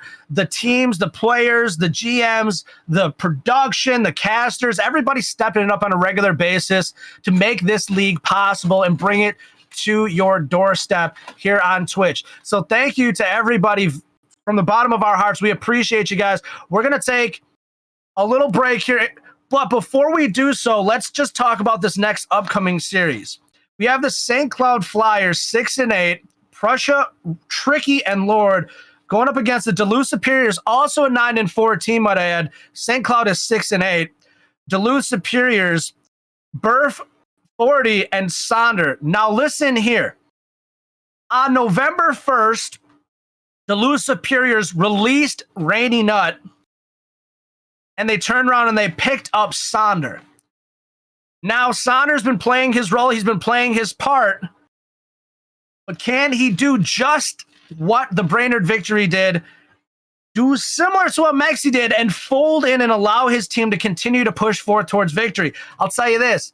They've been 3-0 since his signing. So as of right now, it's looking to par. It looks like he has exceeded expectations. So we'll see if that can continue going forward. Is there a particular team between St. Cloud Flyers and Duluth Superiors that sticks out? Is there a player that stands out to you, Red Flame, going into this next series? I know you're not going to be casting with me, but I'd like to just get your feedback. Maybe even just who you might think might be the victor in the end. Say Burf. He did good last time when I casted for him, and I'm feeling like he's gonna do good again. You think he's going to get himself a playoff berth? Oh, Definitely. absolutely. So we're going to take a quick break and we'll be back just shortly.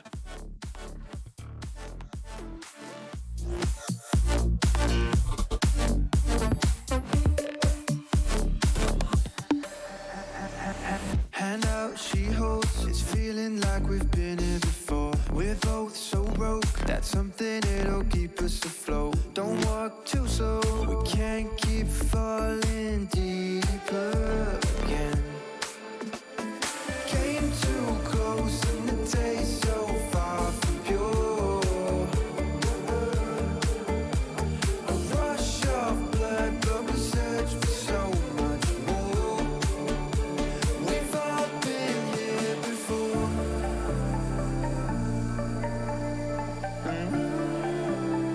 We've all been here before.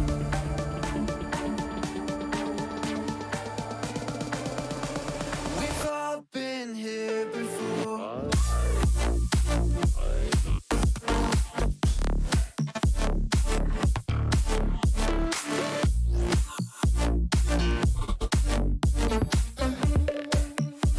We've all been here before.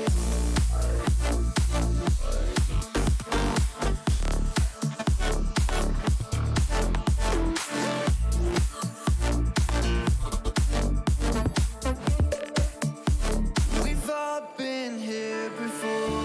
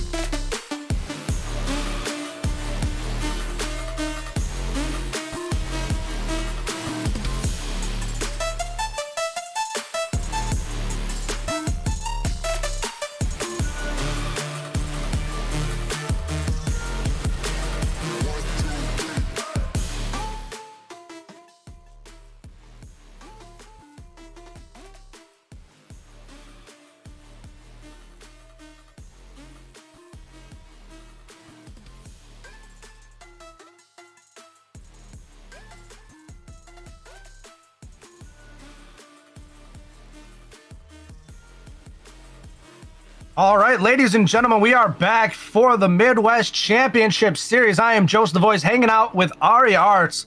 How you doing today there, bud? I'm doing pretty good. I'm ready to get into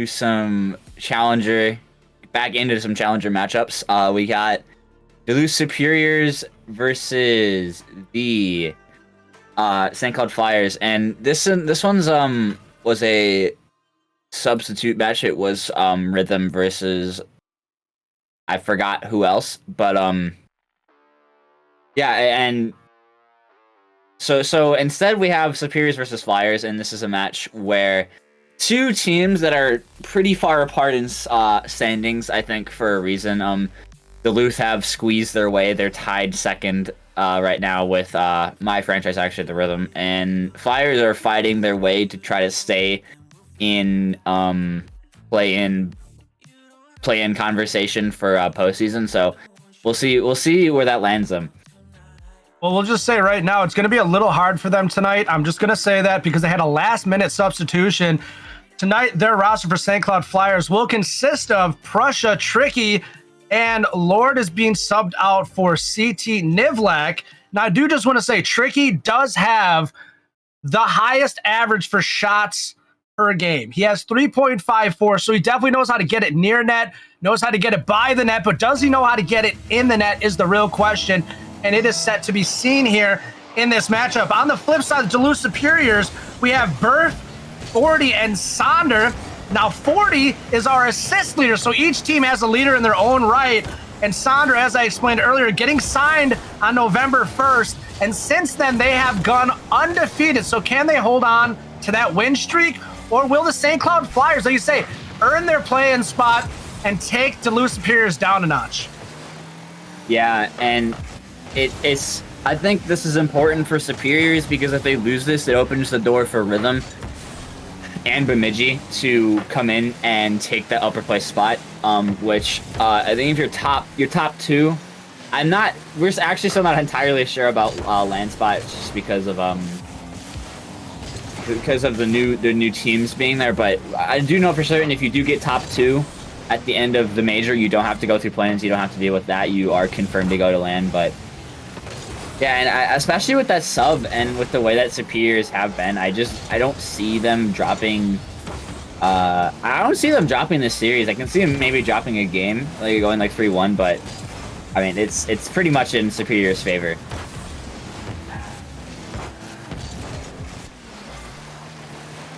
As we see Berth picking this up, not able to find anything. Stuck in the defensive half for right now. CTN shot actually finds its way through.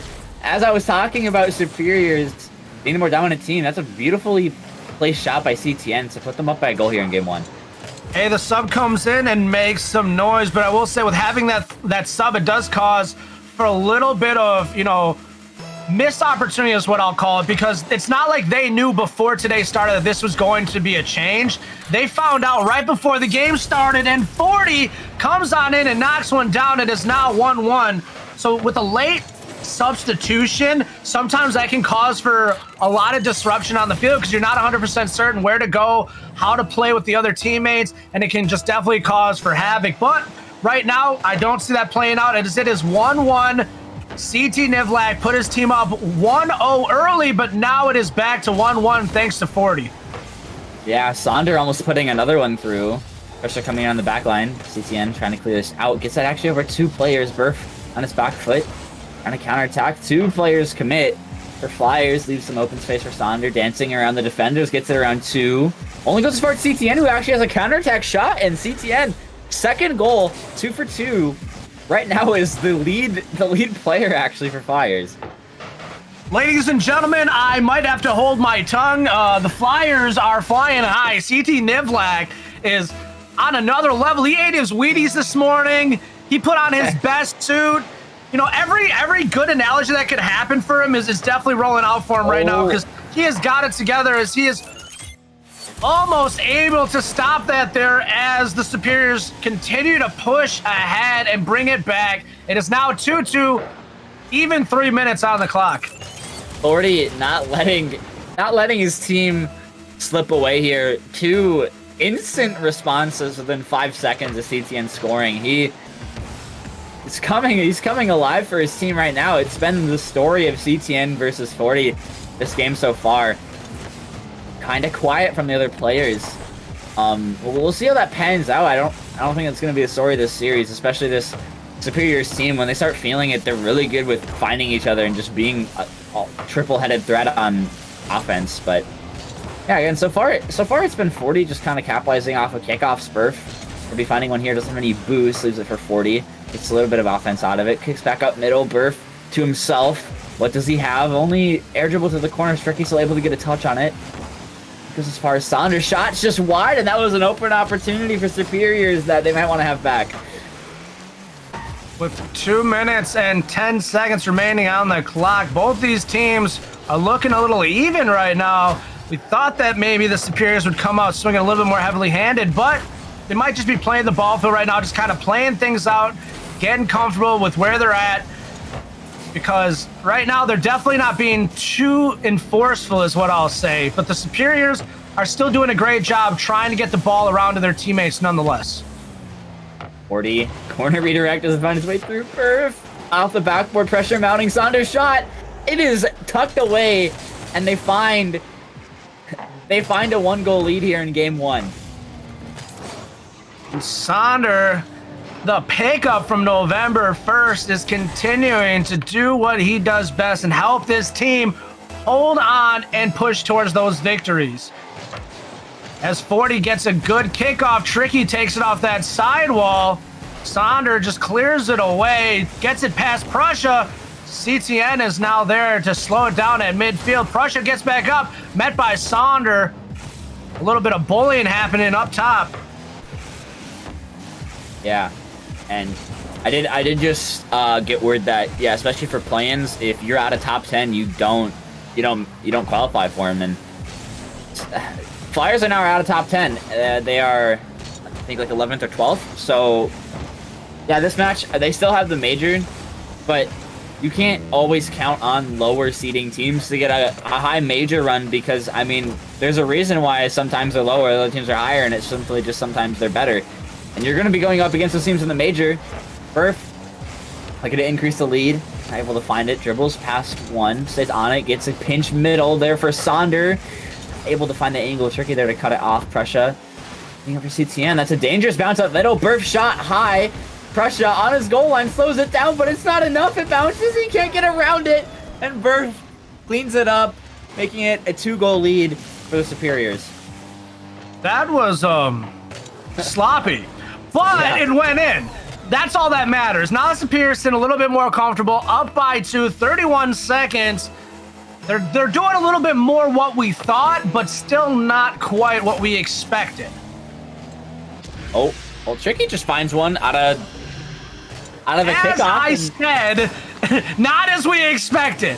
I mean, that's just Burf, I think, drove at the ball. He thought he could tank a 50 without having to commit for it, but him not jumping there made it pinch into the top left of his net and hit the post and the crossbar before finding its way in. But that little mistake's going to cost him a goal, and now it's 1-goal lead, and it's tieable for St. Cloud. They have a crack in the door, but it's getting close thinner and thinner as time wears down. Tricky Lear doesn't go as far as he wants to. Prussia deciding to take control of this, trying to do the solo play. It won't go his way. 40 cuts it off. Shot out net. They have to respond. Tricky not going to have any time on the ball. CTN keeps it up high. Prussia there. Pass downfield to Tricky. Tricky up with the ball. Does he meet it before Burf does? No. Burf cuts it off. Hits the ground. Game 1 goes to Duluth. Yes, it does. Superiors taking home that victory. And as you see, as you look at the stats, Sonder with 3 assists for his team, doing a great job getting that ball around. 40, generally the person getting those assists for his team, but it looks like they flipped the script and they changed it up and they allowed their team to play across the board. And it looked like Sonder did a great job getting the ball where it needed to be. On the flip side, Flyers try to do a good job defending, but it just wasn't enough as Superiors take home victory there in game 1. Yeah, and I mean, CTN was their lead scorer. Like, it wasn't off of like a good kickoff, like 40s. I'm not demeaning any of Superior's goals, but It was off of just a lot of good individual play. Did you see what I see? I'm sorry, I gotta cut you off. Lord, CT, the man that we're talking about, is getting taken out, and Lord is back. It looks like it was just a 1-game substitution. Lord might have just been home late from work or something, but yeah, he's back in it. And I mean, CTN was able to do work that needed to be done. I want to see what I want. I don't know what to think. Yeah, exactly. I don't know what to think right now. CT was doing his job. He was doing his job. He was scoring. He wasn't making any major defensive mistakes. He wasn't double committing that poorly. I mean, it does, regardless of how individually strong you play, it does throw off your overall team's rotations. There's gaps, and that can lead to interesting offensive counterattacks like that one we just saw. Double commit on the sidewall, and it's an open net. Unfortunately, especially because you're coming in game, so, and I'm not trying to take it on, like, understand that this is the normal thing that people do. Like, they'll have somebody come in and substitute for that one game, and they already have it planned. You know, I'm coming in right away. But, like, he was doing good, and now the momentum, they were holding that line. Now, Lord is a little cold. You know, he's probably not as warmed up as he could be. If he is coming back from some other event of some sort or just running late, that doesn't give you time to warm up. You're coming in cold. And, you know, we saw some cold feet there. We saw them kind of stuck in the mud there to start out this game. And unfortunately, the ball got right past Lord and it put the Superiors up early. Lord can still come back around really quickly and still support his team the way that he needs to. But I like I said, it's not, Lord isn't the question mark of like, hey, it's you that need to be taken out or put back in. It's maybe at this point, when you're in a point like this, when you're at a point in the season where like these wins really matter, sometimes staying with an oddball lineup might be that decision to stay with for the moment at hand. I'm not the manager. I don't make those decisions. But I do see that sometimes it's best to ride the hot hand if the hot hand is rolling hot. But we'll see what happens, as Lord is already 2 saves on the board. He missed the one early, but he is doing everything he needs to get in and make some noise for his team. Yeah, and I mean, Lord is not known for super mechanical plays, but I mean, I've seen him hit some crazy shots in scrims before, but it's not looking like a scrim right now, obviously, as we're on stream. Sonder, beautiful play around all 3 defenders, puts it on a platter for Burke, who just rolls it in the net. That's all he needs to do. And Duluth looking like the better overall team right now, as, I mean, they're showing why they're a top 3 team. Well, they are looking quite superior indeed. But will they continue to do it? Because right now, you know, like I said, once it comes closer, like playoffs and land, like the momentum, the mentality, a lot of things change. And even if you are doing really well and you got all these wins under your belt and you're riding high, sometimes that can give you a false confidence that can easily bring you into round 1 and can take you out if you're not paying attention. So we'll see. There's a lot of teams that are doing really well, but can they hold that line? Can they keep that consistency moving forward? Yeah, and I mean, Superiors, every time I've seen them play on stream, they've looked like a really good, coherent team over the course of a series. There's been maybe some off-course games, but that's the thing, is them being uncoordinated is the outlier. Usually, they're finding passes like, I mean, the one we just saw there, Sonder to Burf. That's usually how they play. They usually play really good passing, play ball out and go all the way. So they have target almost quick, clear into a goal. Sonder, what can he do on the ball? We saw he could do earlier with the pass, bumps pressure off. Lord sitting patient in net, but the ball gets away from him. Dangerous catch on the goal line. Goes the way of Superiors as they take a 3-goal lead right now, looking really dangerous in this game too. I just want to point out, for a man that is leading the league in assists, I have not seen 40 get a single assist yet here in this series. But the Superiors are still on top, so they've definitely switched up their game plan. He's averaging 2 goals. He's averaging 2 goals right now over the course of these 2 games. He scored twice in both. Absolutely, he's scoring, but it's weird because, like I said, they're changing up. He's the scorer now, and they're the assist guys. So it's a weird change of pace, but you gotta love to see it at this point in the season that you can change it up that much and still get that result that you're looking for. I think what it is more is, especially playing with 40 for an entire long season, he is just all around good on offense, so he's gonna just get goals, whether it's off of a pass or off of him actually himself scoring the ball. So I don't think he's limited to just assists, although he is leading in them. It's a testament to how good his offensive capabilities are. And right now on defense too, they're holding their own. Lord, not able to find anything. Good 50 out pressure. Shot just can't find his way through. We're not expecting that ball to pinch like that. Sonder now off the sidewall. What does he have? Gets away from him. Tricky, bit of an awkward situation in the corner. Not quite the touch he wants. All three players on Flyers having to go for this ball, amounting to not even getting out of their half. Sonder keeping the pressure on Tricky. Not enough boost though. 40 pressure mounting for Superiors, but it's still in this corner. 40 now flick opportunity around pressure. Perf shot finds its way through 40. Beautiful catch and dribble and the assist off of just so much pressure on the offensive half. Flyers were not able to clear that whatsoever. Thank you, 40. I asked for an assist and you gave it to me. I appreciate that. I just want to say something real quick. We were talking about league leaders. Tricky being the league leader in shots per game is at 1 shot right now. He's been held pretty limited so far throughout this series.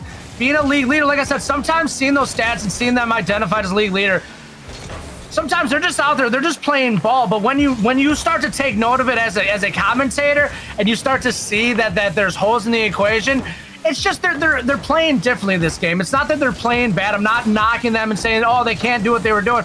What I'm just saying is taking note that normally these guys are at the top of their game. They're doing a great job, my goodness, trying to help out their teams and put them in a position to succeed. And right now, we're definitely seeing some of these players switching it up and playing some different dynamic roles to try to help out their teams. That's just so unfortunate from 40. He goes to flip into the ball. As his single jump is carrying him upwards, it hits his car before he flips, and it just pops away from him. Goes into the top right of his net. And it's not like a terrible shot, though. I mean, the passing play was there. But, I mean, it's going to take a lot more than just one goal at this point. Superiors have mounted such a high lead. They're going to be most likely able to ride this one out. I mean, being down, this game 2 is so important in this series. It's the difference between being tied and having to reverse sweep, and your odds go down drastically if you lose this one. And I mean, someone has to win that first game. It's always about to be, someone's about to be swept, someone's about to have to reverse sweep, or it's just going to be tied, and it's just going to become a best of 3 series. Sonder almost finding that one in at 0 seconds off a nice angle of a redirect, but I mean, yeah, it's looking really rough right now for Flyers. And I was about to say, do you see CTN coming in? I don't think you see CTN coming in. I think Lord just needed a warm-up game, but unfortunately that warm-up game is going to cost their team to have to reverse sweep Superiors, which is just not a good situation to be in, especially considering their seeding right now. Absolutely, and I do just want to point out that Lord was very successful on the earlier half of that game. He got a lot of those points that you see on the board right now very early in the game and then slowed down quite drastically as the game continued. So I don't know if it's Superiors just continuing to put the force on, finding the right angles, getting the ball moved around so that they just can't touch it, or what's going on. But the Superiors are definitely starting to look like that team that we expected them to be coming into game 1.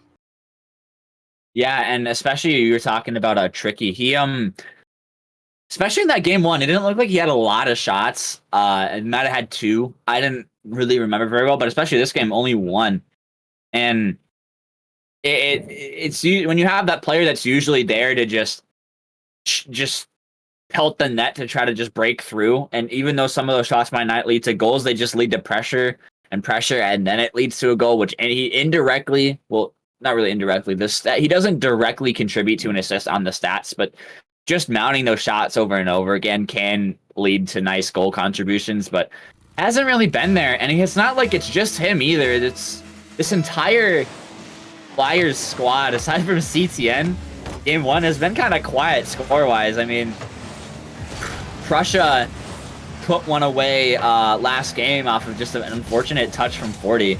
But, I mean, other than that, it hasn't really looked too threatening with his shot so far. Lord hasn't really had an opportunity yet.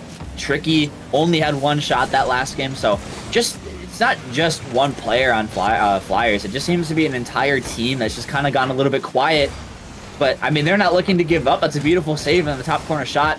Tricky on the counterattack. Only was as far as Sonder meets him in the midfield. Lord able to collect that. Has a bit of space. What does he have? Pass out to Prussia. Doesn't find its way through 40. Big counterattack. Tricky by himself. Gets insurance cleared now. Sonder on his back line, gets it around 1, gets it around 2. Pressure caught off guard by that burst, breaks through. It's a bit of an open net. Can they capitalize in time? Pass follows its way through. Sonder pre-jumps it, but he can't find the shot. And Flyers stay alive. So close yet so far. That was a nice setup, but unfortunately, like you said, Sonder just a little awkward on that, not able to capitalize. But honestly, if you're Superiors right now, you got to be feeling pretty confident at this point in the series. Everything is, for the most part, gone your way. There hasn't been too many missteps. There hasn't been too many miscommunications or double commits. So you got to feel pretty comfortable if you're the Superiors right now. Yeah. Oh, what a beautiful read from Burf with big dunk. Turkey able to Burf staying in the play, just staying in the way of the play, and now he has an offensive counterattack opportunity off the backboard to himself. Doesn't find space through the midfield. Keeps it close. Ended up being a good play. Sonder got demoed off. Burf. It's beat Tricky. Beats 2. What more does he have? Off the sidewall. Rolls to Sonder. Big fake.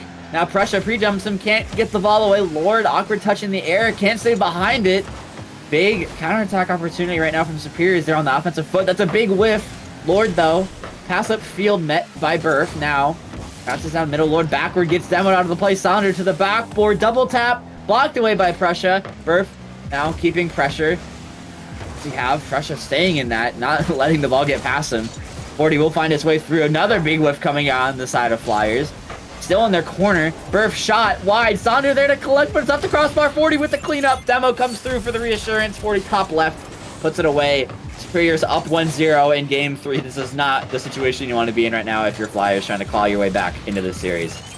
I just want to point out that I've been very impressed overall with the way that 40 has been playing throughout the entirety of this series thus far. They've been doing a little bit of everything, trying to mix it up, trying to match it up. We definitely saw an assist there in game 2, which, like I said, they're generally the assist leaders of the league, but they're doing enough to definitely keep their team constantly moving the ball around and keeping the other team stagnant and not letting them sit too easy.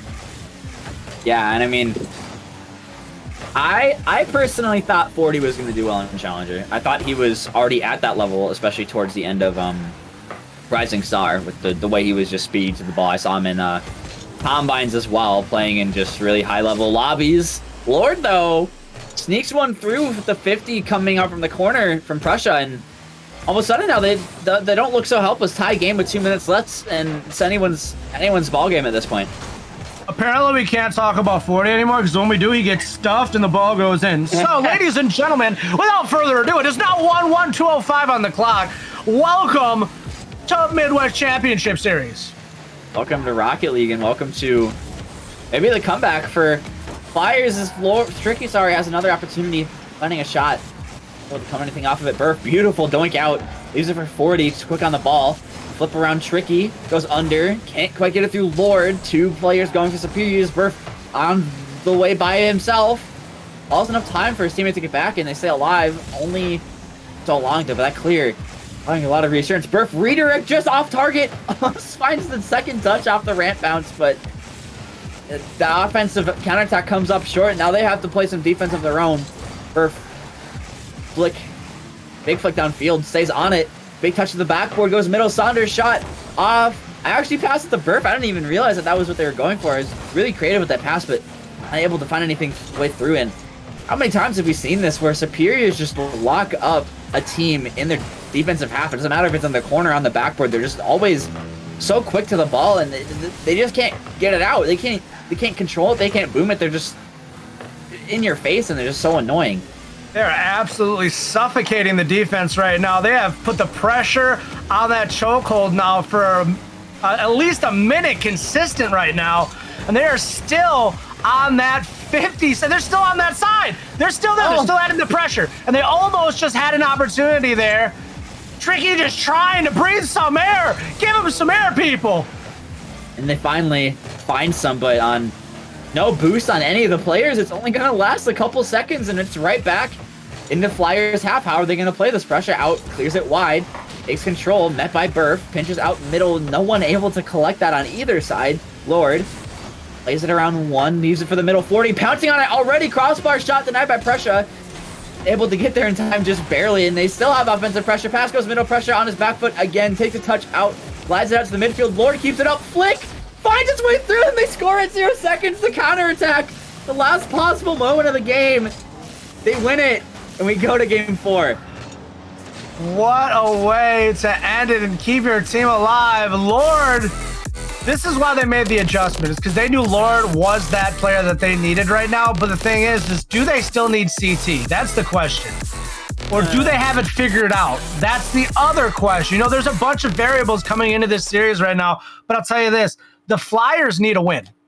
That's an absolute fact. Regardless of anything else, the Flyers need the win. And I'm not just talking about a single game win, because one game win doesn't get you the points. You got to win this series. That's where the bread and the butter is. Either you win it all or not at all. So it really just comes down to, do the Flyers really have what it takes? We saw 3 saves, we see 2 assists, we see 2 shots on goal from Lord, 2 in the back of net. So they're definitely doing a better job, but the Superiors definitely, I don't think, are just going to fall back and lie down easy.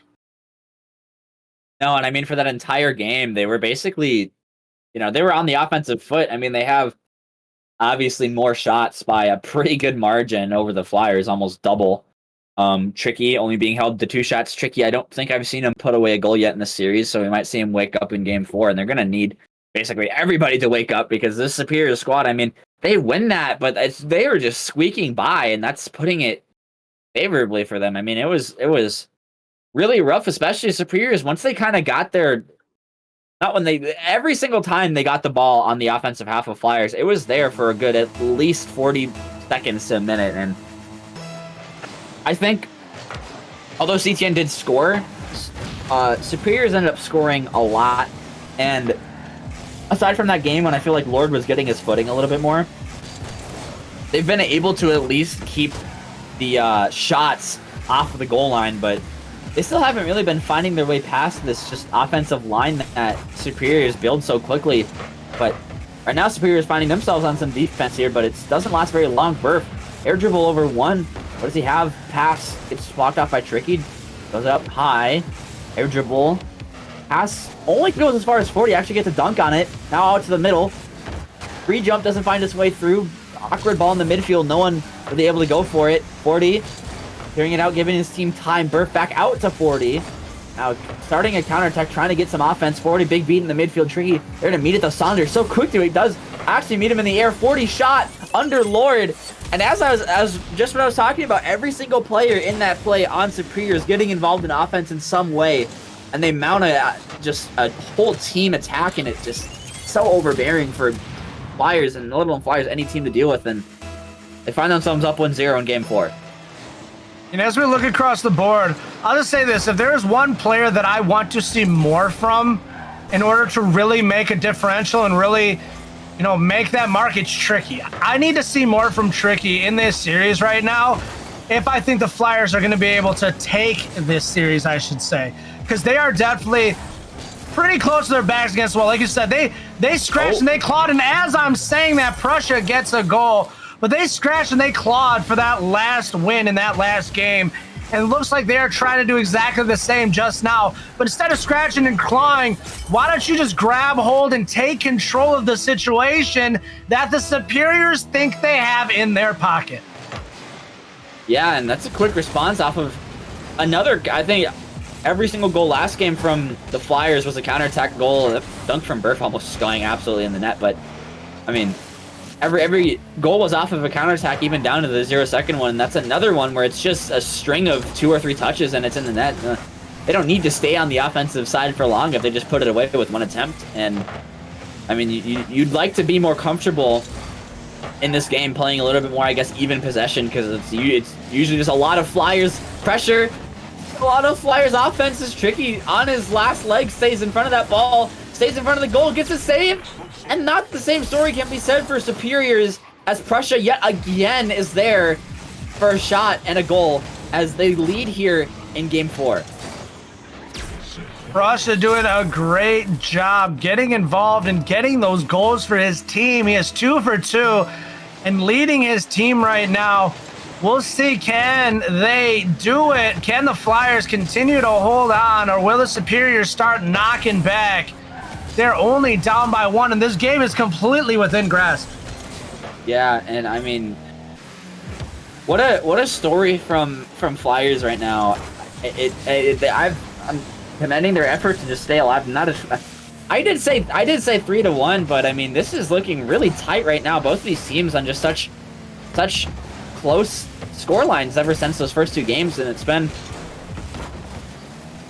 leading towards Flyers in terms of, you know, with these close games. They've been so far swinging for Flyers. They have a 1-goal lead, trying to make it 2, but not able to find his way. They still have offense. Tricky pass middle goes wide. 40 a bit awkward, trying to find his footing here. Prussia pass down, only goes as far as Burf, who's ready for it. 40 follow up, big clear out. Tricky on his last leg. What does he have? Goes under him, does not find his way through. 40 shot just wide. Sonder keeping it in shot, just lightly tap it at the net. Burf can't find his shot way through. The net was open. I don't think he had the boost to get up to that ball, but regardless, there is 2 open opportunities for Superiors that don't find his way through. Burf not letting that one go awry, and Superiors feel like they wanted to have that one back, especially that Prussia with a hat trick in Game 4, willing his team into this Game 5.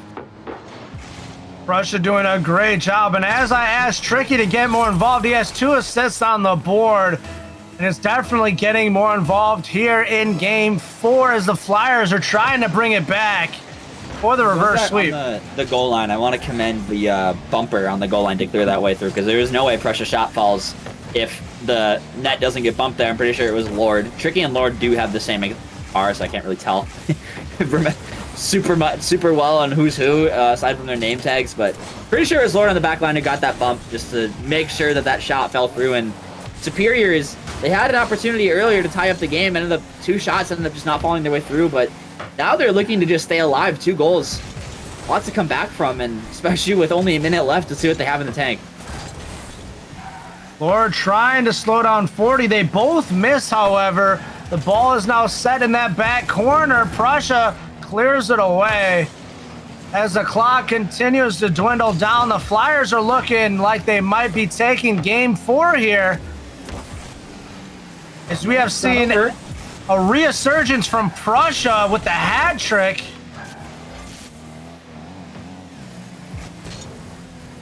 Lord just not able to find anything through. Superiors still have 30 seconds left. It's not impossible. They need one here, though, and they're going to need a quick Sonder. Big beat by Lord. It's going to kill the offense for only so long as 40 meets it in the midfield. Now, what does he have? Pass, not able to find his way through. Just awkward collection on the side, while Burf not able to find anything either. Now, Sonder in the corner. What does he have? Nothing. Tricky just electing to play low 50s. They're slowing the ball down. They're trapping it in the corner, and this just spells doom right now for Superiors. 8 seconds left. Yeah, I mean, they tried at the end. They had some opportunities. They had some attempts, but it just not able to find anything. And Prussia, that game really popping off and able to keep this team. Absolutely, and now we're seeing the Flyers starting to fly a little bit higher here in this series, slowing down the Superiors' pace of play and really just taking control. Prussia did a great job there, really just taking the lead and doing what he needed to. Tricky stepping it up, and Lord just kind of folding into that role that they need to as well. And right now, we're seeing the Flyers playing as a unit, and that's what you need to see at this point in this series. Yeah, I mean, Prussia was the main scorer, but I mean, all 3 of the goals were off of assists, so they were. It was a direct assist by Lord on one of them. He got, bump plays coming in on the back line. This entire game, I have seen very little to no really physical play that's led to really anything except that one play in that game by, I think it was Lord, who bumped the goalie off the goal line. But yeah, I mean, Tricky, it's weird because usually you see 40 more of an assist man. He's just been scoring a lot. You see Tricky usually putting up a lot of shots, but the most amount of shots he's had in a game this series has been 2. That game he had none. So, I mean, Superiors, they have control. They have the offensive pressure. They have more shots. They have more ball possession. And it's not even Flyers. It's not that they're not making saves, but it's just that Superiors are just, I feel like, so good on offense, but they're just not finishing their plays. They had 2 open nets last game that just were wide or put off target, and that's been the story of why they haven't been staying in those last 2 games. They just missed shots, and that might come back to bite you. But last game, it all comes down to this goal. bit of a miscommunication. Still doesn't find his way through. As I was talking about missing opportunities, that is a huge missed opportunity right there for Duluth Superiors. So disheartening. Oh my goodness, and one right back the other way. Gotta breathe a sigh of relief if you are the Superiors. That almost came back and stung them hard. Yeah, and I mean, who was on the goal? I think it was Burf, but I mean, just reading that ramp bounce is so tough, and just at least getting enough in the way of the goal line to make it as slim as an angle as possible makes it really hard to shoot it. Tricky shot, sorry, 40 shot, goes wide. He had an opportunity to put it away there. Burf doesn't have to go for this ball, playing it low, gets it around Tricky. Only goes as far as pressure. Shot is denied quick by Sonder, who goes quickly the other way. 40, big beat on the ball corner. Redirect, not finding its way through. Would have been an amazing shot, but quickly back the other way. Only goes as far as Sonder. Kills it in the midfield. No one on Superior's ready to go for that pressure. Gets a free beat on the backboard. Lord's shot blocked away with an amazing squishy save by Sonder. This game has been back and forth so far. That shot not going on target. Sonder now with the 1v1. Lord quickly to cut it off, but I mean, yeah, it's been so fast-paced both sides of the pitch. You know what my favorite part is about a Game 5? Only one team gets to win, and both of these teams are trying to leave it all out there on the field right now. Good But pass, but one has to just do a little bit more if they really want to come out on top right now. Somebody, like you said, maybe a little bit of bowling ball. We got to see some demos, separate the field a little bit. Sonder just high, and Burf misses it. Been the story of Superiors ever since that game 2. They just haven't been able to put away their shots. It's been, if they've had opportunities where there's a net, where they do everything that needs to be done. They get it around the defenders, they create the passes, but just the shot not finding its way through in multiple times across multiple games. And will that affect their Game 5? Burf, though, that one was on target, but it gets blocked away now. Accidentally pops it over his own teammate, hangs onto the ball. Nice 50 out. Sonder able to play this one, gets it around 1, beats around 2. Burf open net. They will not miss that one, and they put it away after an amazing catch play from Sonder in the corner, beats both of the defenders. And yeah, they find a 1-goal lead here in Game 5. Superior's not wanting to fall from the top of the division. They are doing a great job holding it down throughout the season. Made that adjustment for Sonder on November 1st. And they've been holding on to victory lane ever since. However, the Flyers are giving them a fight for their money right now, as they too are hungry. They need to get in the top 10 if they want to make it into league play. Right now, play-in is 3 through 10 seeds for Rising Star and Challenger. 7, 8, 9, and 10 seeds start in the lower bracket. Premier Plays is top 8. So it's the same as last season. So there's a lot to be said still. Swiss bracket matters so much. Seeding matters so much more. If you're in a high seed, the higher the seed you are, the easier of a Swiss bracket you will have, supposedly. As lower seed teams tend to be more easy to beat. But I mean, Flyers showing why they are not meant to be pushed aside here. They have taken Superiors all the way to Game 5, and up to this point, it's been close. Still a 1-goal game, and still possible to be tied. But as time ticks down, it becomes harder and harder. Pressure off the corner. Just expecting a touch. He might have been able to get a shot if he went for it again, but likes to play it more safely.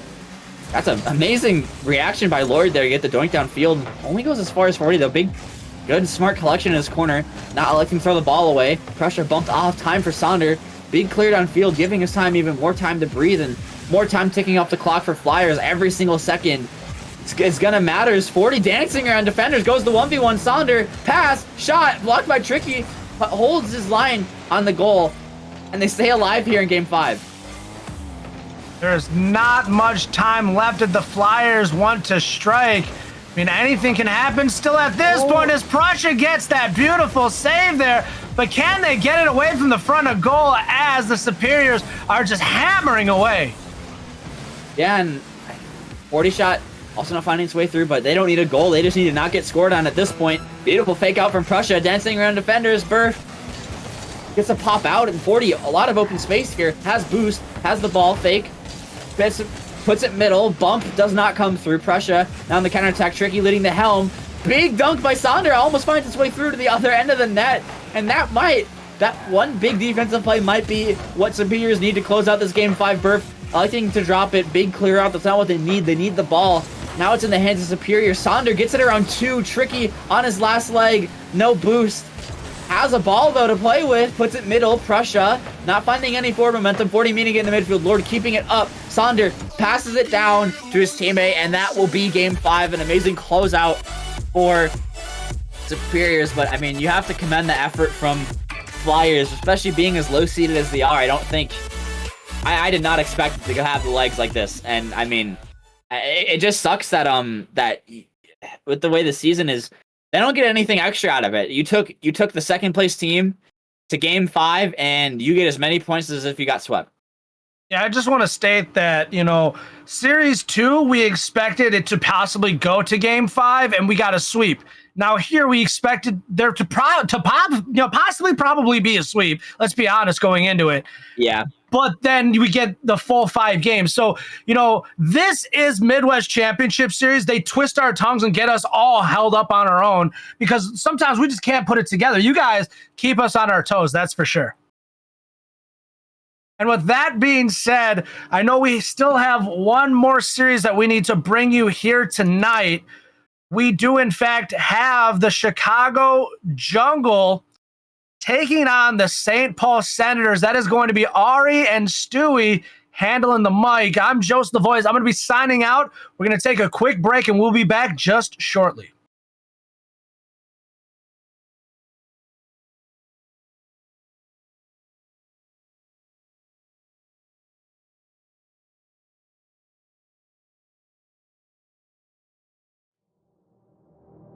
We stand and watch the world go up in flames. We fight for love until we die in vain. When the sky is getting dark and we're broken in our hearts, when we build our own demise, from the ashes we will rise. When the world is falling down, will you be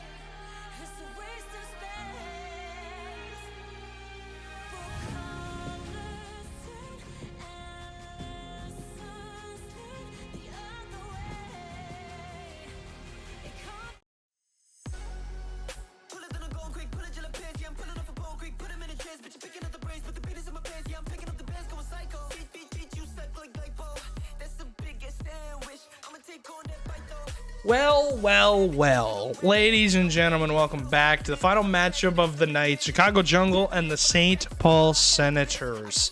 This is two teams, Ori, that have had a struggle of a season so far. The Senators currently in 14th place, the Jungle in 16th. So this is the bottom three teams competing against each other. Bottom two teams, actually. Two of the bottom two teams, but...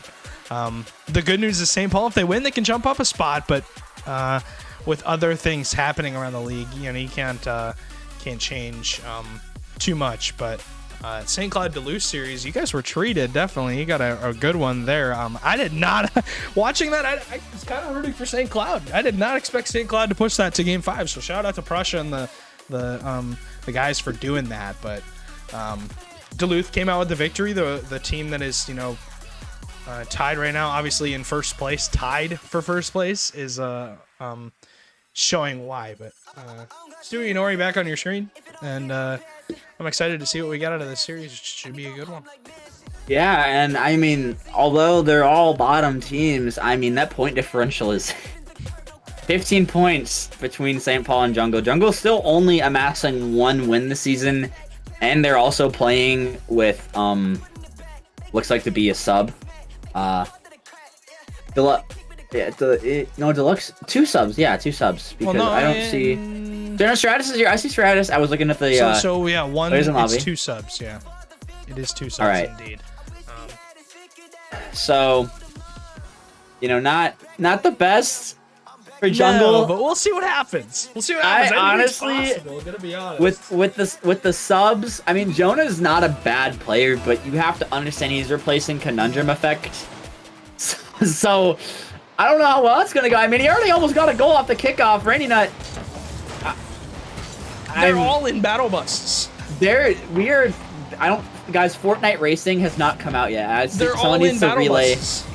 Someone needs to relay the message to these people that Fortnite Racing does not release yet. It is still a couple days away at least. So, you know, maybe they're all in battle buses. They're all using the same car actually. They all have a like a little round hat.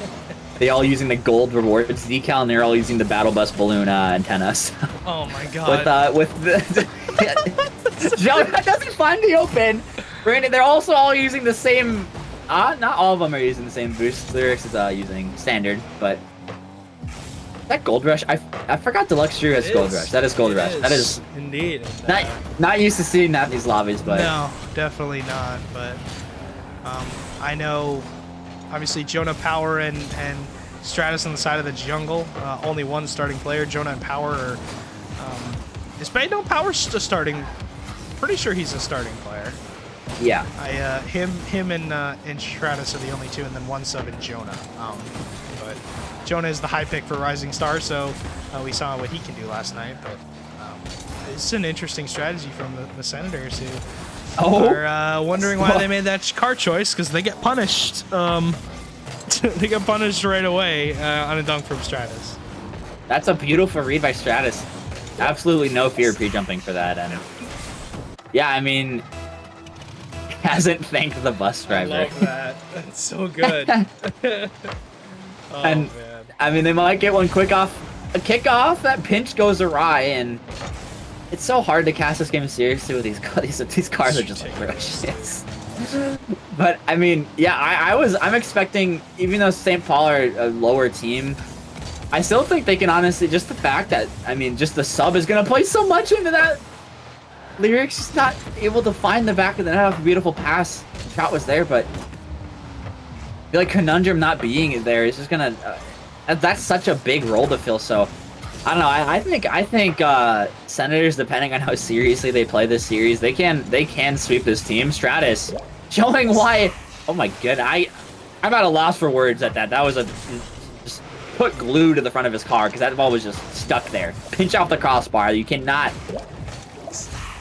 That's like a TAS air dribble. You can't really do it any better than that. No.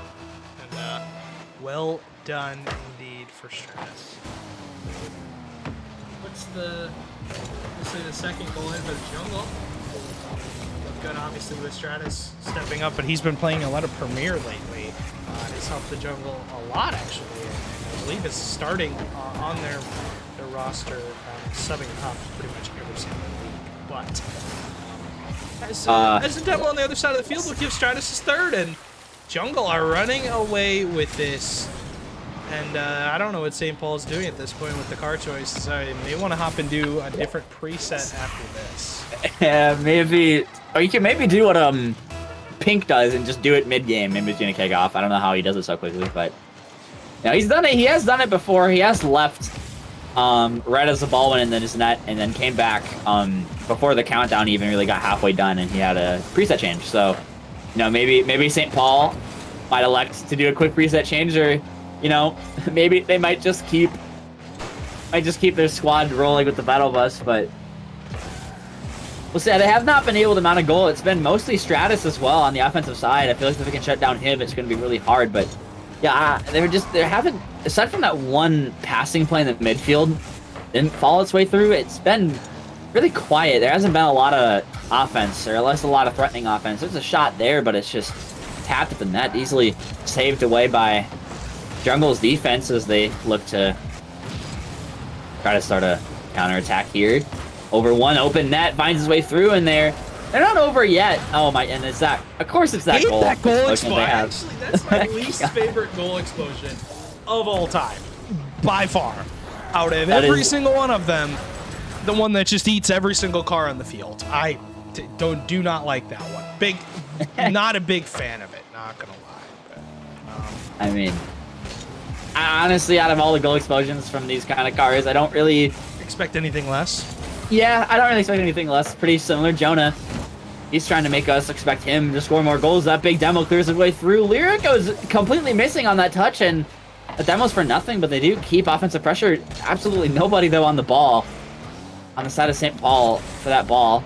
I'm dropping bars right now with these lines, but... Bars. But we continue on. It's still only a 2-goal game. Deluxe passed down, doesn't find anybody. Jonah now up to Power. Power to Stratus. Stratus, if you're looking for a double tap, Lyric, there's a big dunk in the midfield. Can't quite get it around. I'm raining that up quick for this ball. Gets it out to midfield, looking for a teammate. Not anybody there. Jonah up quick for this. Second touch. Not there. Deluxe now he has time on the ball. Power, a bit of an awkward spot. He does find the 50, and that's a really big 50 out to the corner, and I think that might just be it for St. Paul, and I think that might be it for the Fortnite cars. Hopefully we decide to, hop in a Should different... be a bannable offense to use these in the game. Let's use something other than that. Please, Psionic, you should be able to report people for having horrid car designs in Rocket League, I swear. I agree. Just puke. Definitely puke. But time going to take away as this ball is going to hit the ground on the corner in the Chicago Jungle. Green on the screen. We'll get game number 1. Looking for that, of course. This win in the series would be a big one for them, but you got to wonder what is going through the minds of the St. Paul Senators at this point. Ori, obviously now down 1-0 in the series. How do they respond? Because they were completely shut out by the man that is Stratus.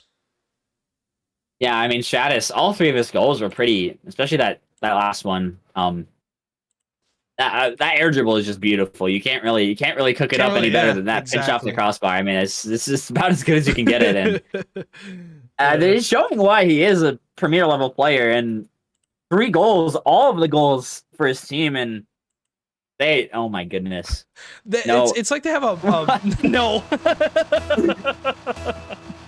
It's like they have a they definitely have something running to do that. Unless the battle bus does that, and I don't even know it, but I have never seen that before. No, there's no way. Custom gotta be. Yeah, custom quick chat in Bacchus Mud. Oh. Press a keybind and it throws out a customly typed chat. Yeah, that's pretty kind of neat. funny. I didn't even. I'm not a very smart guy when it comes to that stuff. So appreciate you keeping me up to speed there. But Ori, I gotta wonder how you're feeling. Obviously with the major coming up. You and JT talked about a little bit of what's going to happen with that. It's really anybody's ball game at this point. Huge save from Jonah. Amazing what a read. save. But your season can entirely turn around depending on how you perform that major. If you can figure something out before that major, that really can propel you forward and get you out of a hole. That's why I'd like to see St. Paul take this a bit more seriously, because they can win this game, go to 25, and that gives them enough leeway. They get 10 points. They can get in the top 10 and qualify for play-in. There is a world where both of these teams, but specifically Chicago being 1-12, dead last, where they can still qualify for play-ins if they win the major. Yeah, I mean, St. Paul, if they win this one, they don't have to win the major. They just have to get 10 points. And it's completely within arm's reach, and that's why I'm so confused as to why they're trolling so hard, because it's not like their season's over. like they have a chance. I mean, I'm talking about them trolling. Leave them alone. They're enjoying themselves. Lyric, an amazing pre-flip shot off of an absolute fine from middle. Oh my gosh. Yeah, these players are showing why they're the top round challenger draft picks. Oh yeah. With these shots right now, betcha. But I mean. Feels all the much better when you do it in a battle bus. Jonah trying to find a response, can't find the double tap. Power out to the corner. Lyric staying patient on the backboard, does get it around. Lyric though only finds his way through Stratus. Air dribble around 1. All he can really get out of it though. Jonah kind of flying, but out of control in the air. Power trying to take this patiently. Goes out to Stratus. Stratus on the ball is a bit scary of a sight, especially when you get bounced off the backboard, but he doesn't find the angle. Would have found his way. And Senators stay alive, 1-goal lead, game 2 with just above half the game gone. Gone. And great touch from Rainey now. We'll get the second on the board off of Deluxe Drew, pushing the ball to that corner, and great shot from Rainey, not all the way across the front of that net, and yeah, great job from him, and you gotta wonder, how does Chicago respond to now being down 2-0 in this game? And they won the first one pretty convincingly. Weren't tested real hard. Off the backboard, Chancer Deluxe Drew, who's gonna take it away. Tries to get by Power, and St. Paul currently leading all of Challenger. They've led all of Challenger all season in saves per game, and I still can't figure out how that stat is a thing, but I think it's due to who was originally on their roster and departed. But yeah, no, they're one of the best defensive teams in the league. But especially when you have a car as tall as a Mercat box. Yeah, or really, the battle bus. Really hard that to get battle past bus. You. Hey, that battle bus is a big car, man. I'm telling you, the hitbox is huge on that thing. But yeah, that's what. Use it, that's why. It's a brick. You're driving around with a literal brick. That's what you're using. Yeah, pretty much. That's what it looks like too. Rainy Nut, defensive line gets a touch out high. Big follow-up from Deluxe, who's been the assist man for this team. He has led 100% goal participation. He's had both of the assists. Might get a goal of his own here. Shot high, but it ends up being a pass for Rainy Nut as he finds his second, and Deluxe Drew finds his third assist of the game. And 3-0. This is the exact opposite of game 1. Rainy Nut, originally part of Duluth, and was moved off of Duluth and finds himself on St. Paul this season. With how Duluth is doing with Sonder now, you gotta wonder. I see why that was a good move. Yeah, I think it was a good move, but I think that Rainy Nut, to be honest, is an underrated player when it comes to what he provides to a team.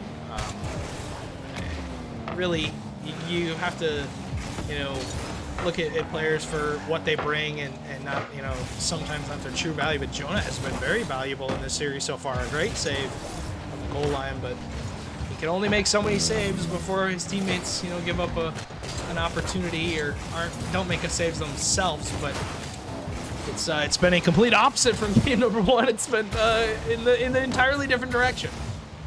Yeah, it was 3-0 Jungle favor, and now it's 3-0 in Senator's favor. Yeah, literally exactly the opposite.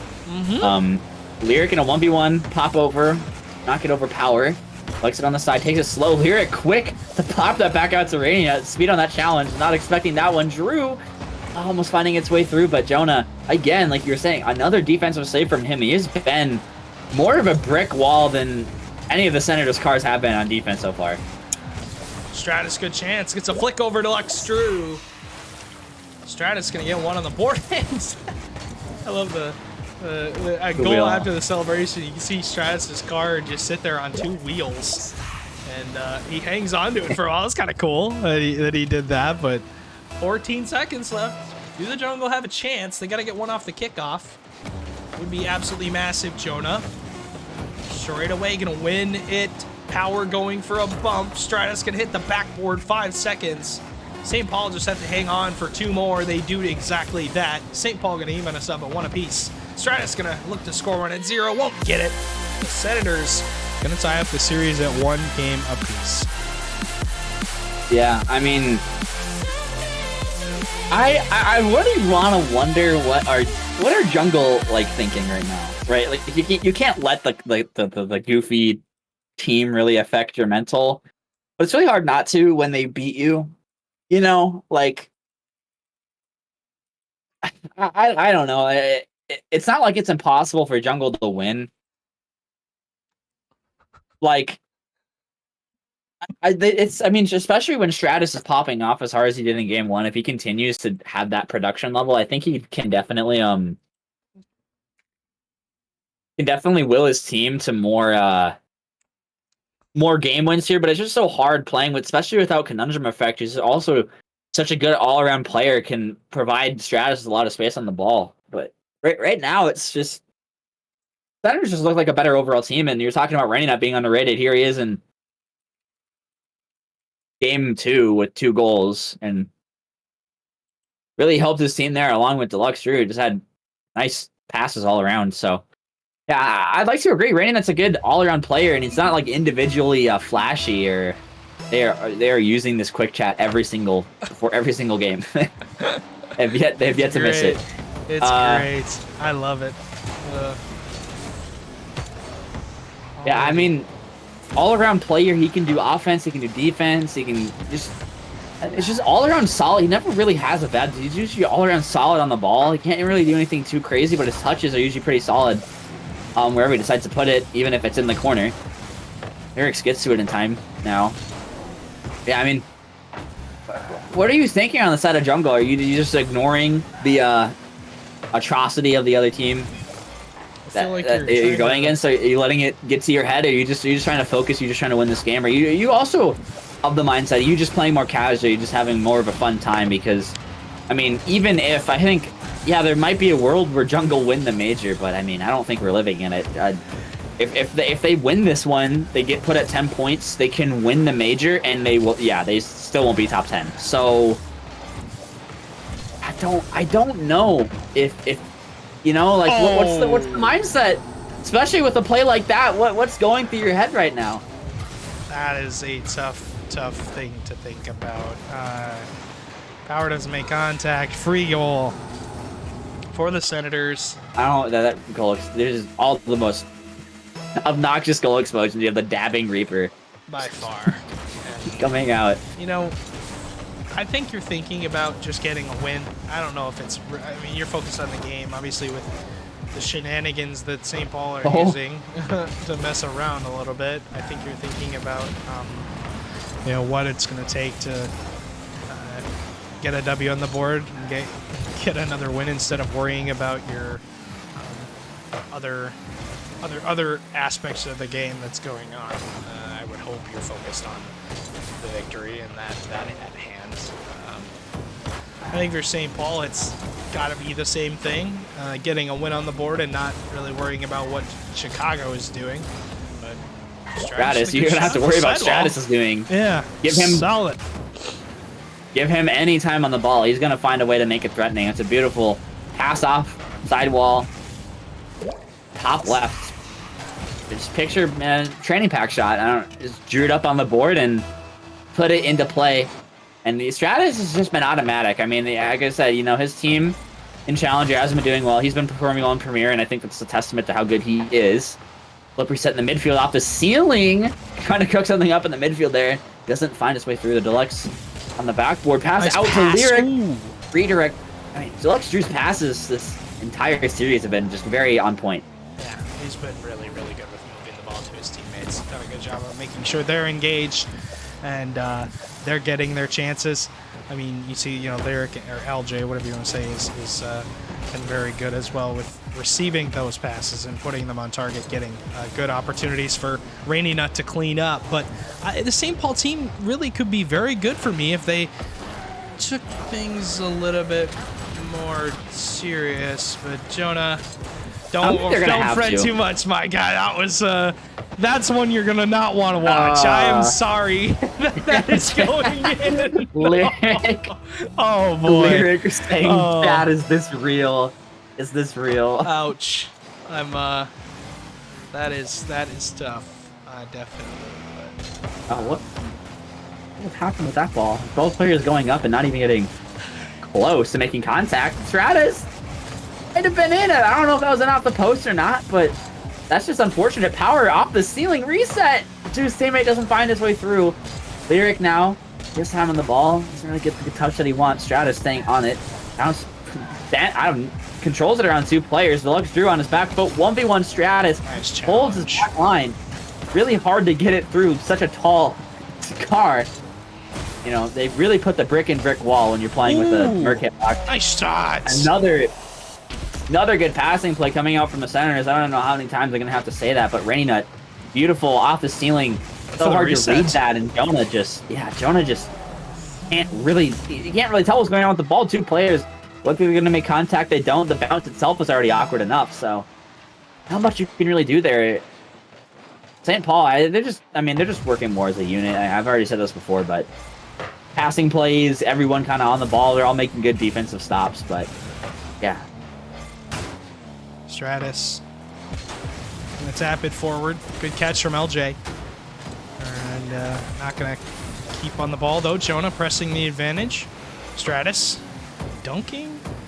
Rainy Nut on the midfield. Deluxe Drew gonna be beaten to the ball. Able to recover back to it, give Rainy Nut a free clear downfield. 3-1 lead. St. Paul looking to go on a match point, cap off the night with a win in a game number 4, but gotta win game 2 first, or game 3, excuse me. They're well on their way up 2, and we may have Chicago on the ropes here a little bit. Deluxe Drew thought he was going to put that towards his own net. He kind of did, but is able to recover, get it to the corner. This ball's just going to float all the way down the field off of Powers clear as a collection by Rainy Nut. Leaves it, gets the clear all the way downfield with Deluxe Drew. St. Paul just poised to take control of the ball and clear time and kill it. And only 30 seconds left as a result, Ori. They have done a good job of not giving Chicago even a chance to cut the lead in half. Yeah, and it's been... I just want to see more from someone else besides Stratus. Stratus has been... just, good. I mean... Stratus, he's been Stratus. I don't really know what else to say. We come to expect this from him. And that's speaking leagues, considering, the kind of shots he's been having this series. But someone else needs, in some aspect, offense, defense. I mean, both 2 goals on the side of Jungle have just been off of just misplays on the goal line. And it wasn't from Stratus. I mean, it's not like impossible, but I mean, with Senators especially, you can tell with the way they're feeling. They're having fun. They're up 2-1. With all the momentum in the world. So I don't really know what on the Jungle you really need to do. You might just need to win just to kind of, make Senators, I think, maybe a little bit scared. I think if you get them scared enough to get them off the battle bus, you're winning. Yeah, definitely. So we'll see. Definitely. Looking at this now, St. Paul on 2 straight wins after Chicago won game number 1, but you see the even scoreline all the way across the board for St. Paul. 449 for Rainy Nut leading the lobby, and his teammates both score and get each a couple shots on board, but you see a 1-for-1 for Deluxe Drew. So as perfect as you can be, Rainy Nut also 1-for-1 as well. I mean, they're not missing shots. That's the biggest thing. When they get the opportunity, they're taking it. They're making it happen. They're making it go in the net. And that's really all you can ask for. It's as simple as that, or is scoring off of the chances that you get. Yeah. Still thanking the bus driver. Still thanking the bus driver. Thank you, Mr. Bus Driver, for delivering me to this game on time and safely. Shout out to the Fortnite bus driver because he's getting the entirety of St. Paul to the match each and every game on time and ready to go. But I can't imagine what's going through St. Paul's head at this point. It's just, I mean, you gotta be having a pretty good time. I mean, Oh yeah. Lyric, that's a nice shot, top corner, save though. All three players on jungle really reassuring that it doesn't go through the net, but you know, Reyna keeping this in. See you do on the sidewall, has the boost, goes over one, under two, pops it to the midfield. That beautiful play and dunks the defender, keeping it on the goal line, setting up Deluxe Drew for the follow-up shot. Rainy you're talking about him being underrated. That's a beautiful flip reset play. Oh my gosh. Nice follow to play solid In the pass battle across. bus. In the battle bus too. In the battle bus. So able to get it done. St. Paul up 1 in game number 4. Looking to cap off the night with a win. Stratus, though, bar down, will answer right away off that kickoff. Doesn't let anything get away from him. Jonah's touch was good forward. Able to get another one across the middle of the field. Drew a little bit overcommitted there in the corner. Just it looked like he could have gotten to it if he was a bit farther back, maybe a little bit more towards back post. Just a little bit of a misrotation, and it's all it's going to take at this level. One little lapse, and especially when Stratus is the one striking, it's going to be really hard to. I don't know what Rainey's trying to do here with this musty flick towards his own half, but might go awry. Stratus finding almost another tight angle on a double tap, finding its way through, clear back out. Rainey going for boost, almost gets caught off his goal line. Jonah shot blocked away through. Can't really find it. Stratus, oh, you really don't like to see that coming out of jungle. It was an open net, and both players bumping into each other mid-air, blocking off what would have been a free goal and what would have been a 1-goal lead for them. And they really need that because they lose this and they're done. Their season is confirmed to be over. But Power actually coming out from beyond the grave to score this one off of a pass from Stratus. Great drop down from Stratus. Doesn't even make contact. Deluxe Drew goes missing on the read. Stratus and crew have a 2-1 lead. For the jungle, they need to win this one to even give themselves a chance at playoffs, like you said. So, the most important series of the what season. A shot. Oh my god. As a great save comes out, Deluxe Drew hits the backboard. Follow up from LJ. Stratus! It's still saved. Able to get a second one somehow from the grave, but LJ comes back and scores it anyways. I don't want to be rude to the people on jungle. They've already had a rough season so far, but I mean, Stratus, absolutely perfect goalkeeping, and no one on his team was there to get any follow-up touch to clear it off his goal line. That's all he needed. He made the incredible goal line saves, and there was just no one to follow it up, and I think that sums up a lot of defense, a lot of the, okay, Power. Where in the world did you pull that one out from? What? Out of nowhere. Here comes Power across the field. Oh, I like it. Gets the dunk on LJ. It just goes across. Power, nice play. Will get that back. LJ got 200 pumped straight to the dome. And Chicago looking to try and come back, Ori, and they're well on their way. But for anyone that doesn't get that reference to getting watch out for the pump shotguns. Yeah, one shot to the head with the shotgun, and that's it's a pretty rough way to go out in that game, and it's pretty accurate to what just happened on our screen. Oh yeah. Oh man. But I mean, they're getting clipped on, and they're still having fun. St. Paul is about as good as a mental as you can have, unlike some other players that we've seen. Not leaving when they're only down by a goal, so that's good already. You know, yeah, doing better than some other players. Yeah, definitely that. I don't want to talk about that one, but that's one we want to definitely be forgetting about, Mr. Oriarts. But Kachow, Jonah getting the 4th on the board. Nice play. Able to get it out. Gets the overcommit. Gets over top of Rainey. Not just beats him to the punch. Gets that one on the board. And that's a 2-goal lead for the jungle, who, you know, they get in the game 5. This has been, they're looking for it. This has been an eventful series, but it's also just really weird because you can definitely tell that St. Paul aren't fully there. like they're still playing well. Don't get me wrong, but I mean, I mean, you can only take the game so seriously when you're. I mean, like, look at it. They're enjoying Look at- themselves. Sorry, they're having fun. That's what they're doing. They're keeping the game as lighthearted as possible. Man, Which is a there's terrible, no such, idea. There's no but- such thing as fun in Rocket League. at Yeah, all. Rocket It's League is only- no fun. It's terrible. It's awful. terrible. My ranked teammates suck. They getting sell me smurfed all on. game. They miss shots that are wide open. They don't Black do what I market expect decals them are to $20, do. and we don't have trading anymore. Yeah, Game's not fun anymore. This game is terrible. Actually, I don't know why we're playing this. Black Yeah. market, there is a black market decal in the shop right now that is 2,500 credits. That is 25 American doll hairs. I do not have 25 American doll hairs to give you, Rocket League, to get a goal explosion that is legitimately one of the oldest goal 5 years old. explosions ever, 5, 6 and years it old, yeah. sucks. It's like, I don't know how anybody uses that. I hated it. It's terrible. But Talking about Aftershock, yeah, it's awful. It's, Dude, it's the worst goal look at explosion easy. the default goal explosion with like an extra particle effect on it. It's terrible. I'm gonna be honest. The default goal explosion is better. If I had to choose, I'd pick the default goal explosion over anything else. Why not? Gross. But Talking about goal explosions, they're gonna, St. Paul are gonna need to find one in there's their the chance. back of Jungle's net to stay in this game because, I mean, lose this one, go to game 5. I don't think they're stressing about it.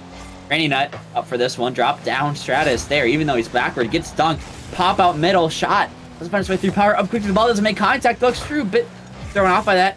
Can't quite find a good touch. Rainy Nut finding a doink back. And as far as Stratus, who pops it up high, but Lyric's ready for it. Gets a reset. Follow up. Rainy Nut's there in the corner trying to wait. Pass back. Kind of balls his own team up by accident. Bounce out middle. Bit dangerous. Big pinch out. That's a big clearance, though. Jonah, what does he have? Pop up middle. Rainy Nut. Big clear away. Right out to Stratus' hands, though. So he can create. Good Pop demo. around 2. Lyric. It's a big demo. Rainy Nut now. What does he have? Pass out to the corner. Backboard. Jonah gets the touch. Goes over Lyric's head. Off the wall. 20 boost on his last leg. Pop out middle. Gets bumped off of it. Flying across. Still up in the air. Lyric staying on it. Doesn't find the touch. Car. Hitbox will not be tall enough to reach that one. Go to game 5. Of course we do. Aye. We're gonna I have wanna to thank eat my the bus man. driver I got one more I got some pizza rolls in the freezer, Trying to The sounding really good right now. I do actually eat my pizza with ranch. It's a common Midwest tradition, dipping like how else are you everything you supposed to can eat in ranch. pizza and It's all ranch. Everything is ranch. Yep. How are you Chicken supposed to eat- nuggets, How are you supposed to eat anything else breadsticks. with? Like, that's just crazy. We're dry Putting out. it in We're my dropping soda, tilted. in my milk, Yeah. putting it on my pancakes, on everything. I put ranch on. Okay, I don't put it on pancakes. That's a little bit weird. I know. That's a little bit far. Not gonna lie. I do not know if I've ever seen ranch. I don't ranch think on I've ever seen pancakes. anybody Not put a ranch on chance. pancakes. But That texture flavor combo just isn't. I mean, game 5, rain or shine, they're showing up with the battle bus. It does not matter to them. and obviously we're into game number 5. Should be a blast. And right off the kickoff, that's already St. Paul as Power gets dunked by Deluxe Drew. It's all the way in, and LJX will steal it. And St. Paul up 1-0, 5 seconds into game 5. That's a battle bus 50. I don't really know what else to say about that play. That's a battle bus 50. Oh yeah, by far. That's what you're gonna have to deal with if you're on the side of you can't get thrown off by stuff like that. Lyric's almost finding a second one. Drops it down. Deluxe Drew goes missing. That would have been a second. No one on the defensive side of Chicago has any boost right now. There's still pressure mounting. Jonah gets a clear out as he gets demoed. Power's touch leaves it for Stratus. You're gonna touch Stratus. Demo hunting. Rainy Nut finding its way through though. Big clear out to Lyric. Pop him in the air. This guy's also dangerous. Stratus though there to meet him in the air. Staying in front of the play. That's a shot opportunity. No one on the defensive half of Chicago Jungle able to get to that ball. And it just... Another shot finds its way through. 2-0 already down in game 5. Not the start you want if you're Jungle. No, indeed. And obviously, St. Paul, it is 2-0. A great start for them. They're looking for the third right off the kickoff. LJX off the backboard doubles it. It's going to leave it, though, as it will not come to fruition just yet. Stratus all the way down the field. Rady Nut saves the Senators for now. Able to collect is LJ. Jonah will be dunked by Deluxe Drew, who takes the ball off his car and looks to kill time with, still plenty of 4 minutes. Oh. What is this redirect from Jonah? Jonah was harassing, harassing Rain on his back line. He comes out from the goal and wave dashes onto the ground to pop it over the defender. What an amazing goal to make it a 1-goal game. Not seen anything come out like that from, Power actually, never mind, I'm mistaken. Power actually had a nice flip reset cross map goal earlier on, but and what more is it going to take? I feel like it's been more of a defensive struggle than offensive for Jungle. I was bamboozled by the fact that almost went in the net. That angle is crazy. Jonah taking all the way, double tap. An amazing save from Lyric, who double taps it off his own backboard to keep it off, raining off the backboard, clearing it out. Follow-up touch, Stratus. Entering back out, trying to back pass at Jonah. A bit awkward from that. Big demo coming out. Stratus looking to turn for that ball. He won't be able to. Pass out to the middle, pop up backboard. No one has boost on the side of the jungle again. Drop down. Jonah there to read it. Lyric gets bumped. There's an open net opportunity. Open Jonah net. floats its way through. They find their way back in this game and tie it up. 2 straight for the Jungle, who tie up the game 5 and are able to get that second one on the board. This series has no right being... No, not even close. This series has no right being the closest one of the nights. But I don't know. Neither of them will go away. Neither of them will die. They won't take a last laugh. And great clear all the way down the field. Power. Collect. He's last back for a reason. Has a touch. Looking for a flip reset. Has one, but doesn't get anything out of it. Anything else. Stratus, good dunk. Pass 2. Lux Drew is last back. Huge 50 from him. Power into the midfield. Goes for the bump. Gets 2 players. Jonah tries to possess the ball and get an open shot, but can't get it through. Deluxe Drew has the clear all the way down to LJ. Power with the touch. We'll look for the bump on Rainy Nut. Jonah keeping the pressure up. Stepped up huge in game 5 so far. Both of his team's goals. Obviously, one is 0 second, but the other one, an insane redirect out of the inside of the net. Power, huge save off the backboard. Deluxe Drew. You have to feel like these players are locking in. Now they're going for the bump on Rainy Nut, who has the save. And it's as close as it could possibly be. 2 minutes still left to go, or you have to feel like they're locked in now because this is a game 5 and it's tied. Power, it looks like it was on target. That one is. That's a dangerous clear out front of that. And Stratus, 3 players there to meet him on the goal line. Power blocked away. Now Stratus on his defending goal line, and it's been such a close game, but if you look at the I was trying to get at this earlier before absolute chaos ensued in this game. Stratus, Big B gets bumped off the ball, though. I mean, if you look at the shots that St. Paul has scored, they've been passing, sure, but I mean, it's been off of really bad defensive mistakes from the Jungle. If you think that if their defense is more solid throughout the series, they have the offensive firepower, but they're just letting up they're just kind of giving St. Paul freebies on the other end. If they put in the same effort into their defensive line as they did their offensive attacks, you think that maybe that it would be closer. I have no idea what in the world they were trying to cook up, leaving that ball in the midfield for so long, but we'll see. They're just waiting behind the ball. Stratus waiting for his boost to spawn, gets bumped off that one as well. Reyna, huge dunk. Jonah, Lyric not able to find his way. Power might have a chance with this one. Pops it towards the net. Drew being patient on the goal, and Lyric with a huge doink. Does not find its way on target. Would have been in the net if it did. Rainy Nut, big 50 in the midfield. Stratus rotating ball side. Doesn't mean to get behind that play, but does. Stratus now, reset. Musty flick, only goes far. Deluxe waiting for it. Lyric, does he have a shot? Chips at the net, just trying to test the defensive line, who's been fragile so far. Stratus looking for a doink, but goes back the other way. Bit of a panic in front of the goal line. 2 players up for St. Paul, and I have no idea what happened. That they just decided to bring everything to the table in this game 5. What a double tap from Stratus. Oh my goodness. Just pierces the defense of the Senators off the backboard. Power was running interference. Rainy Nut and Deluxe Drew can't save it. There are only 26 seconds left. Stratus has possibly won the series for the Jungle.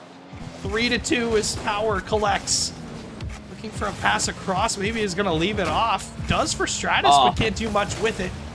Stratus doesn't elect to steal the corner boost because it wasn't there. Jonah the dunk across. 13 seconds. St. Paul staring down a deficit with not a ton of time. All the way down Big the field, bang, they demo demo come Stratus. through. Jonas last back to save Shot. wasn't great. He keeps it up. Stratus will kill it That's hitting down, the and ground. it's gonna hit the ground, and the Jungle will escape and win the series in 5. That is I'm baffled right now because Senators were up 2-0 with 4 minutes left. They had momentum.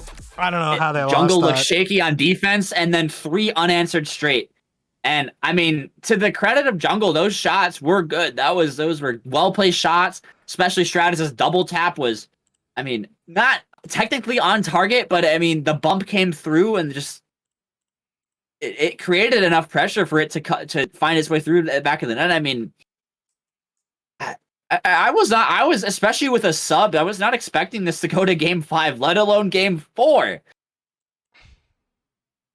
Indeed, and obviously going to game 5, this is as close as it could possibly be, Ori, but yeah, that was a really close series, not gonna lie. It kind of surprised me as to, I mean, it is our final match of the night, and it is supposed to be one of the better ones usually because it is our marquee, you know, the one match you're looking forward to all night. But I don't know if it's, you know, was the match we were truly looking forward to, because it's two teams that are not exactly at the highest rank of the season as far as standing goes, but aren't exactly having the greatest season when it comes to, you know, their mentality. But you see what Chicago's able to pull out. I mean, with that win, They doubled their win total for this season. it puts them up to 2. They're 2-12. I mean, they're more than likely for the season. They can technically go into qualify for play-ins, but they have to win the major and also hope that none of the bottom teams also make a high run, because if any of the bottom teams make it to day 2, they can't. So it's technically can technically do it, but I like, you know, St. Paul, they want to have fun, I understand.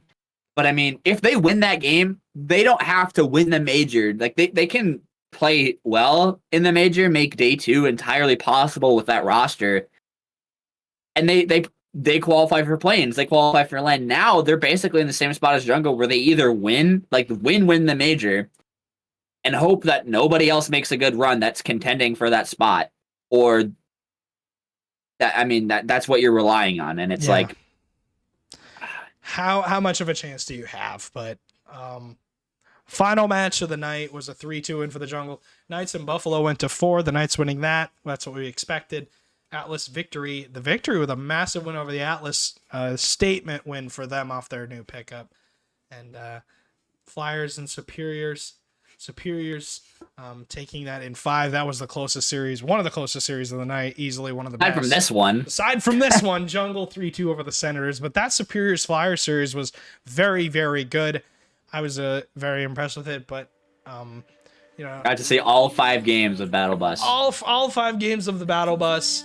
And Ori, they they definitely didn't disappoint. They thanked their bus driver all 5 times, so I guess that's a good thing. But I'm ready to end off the night if you are, my guy. Yeah, I pretty hungry. Gotta say goodbye for the night, but yeah, we gotta say goodbye for the night. And you know, I mean, thank you guys so much for watching MCS.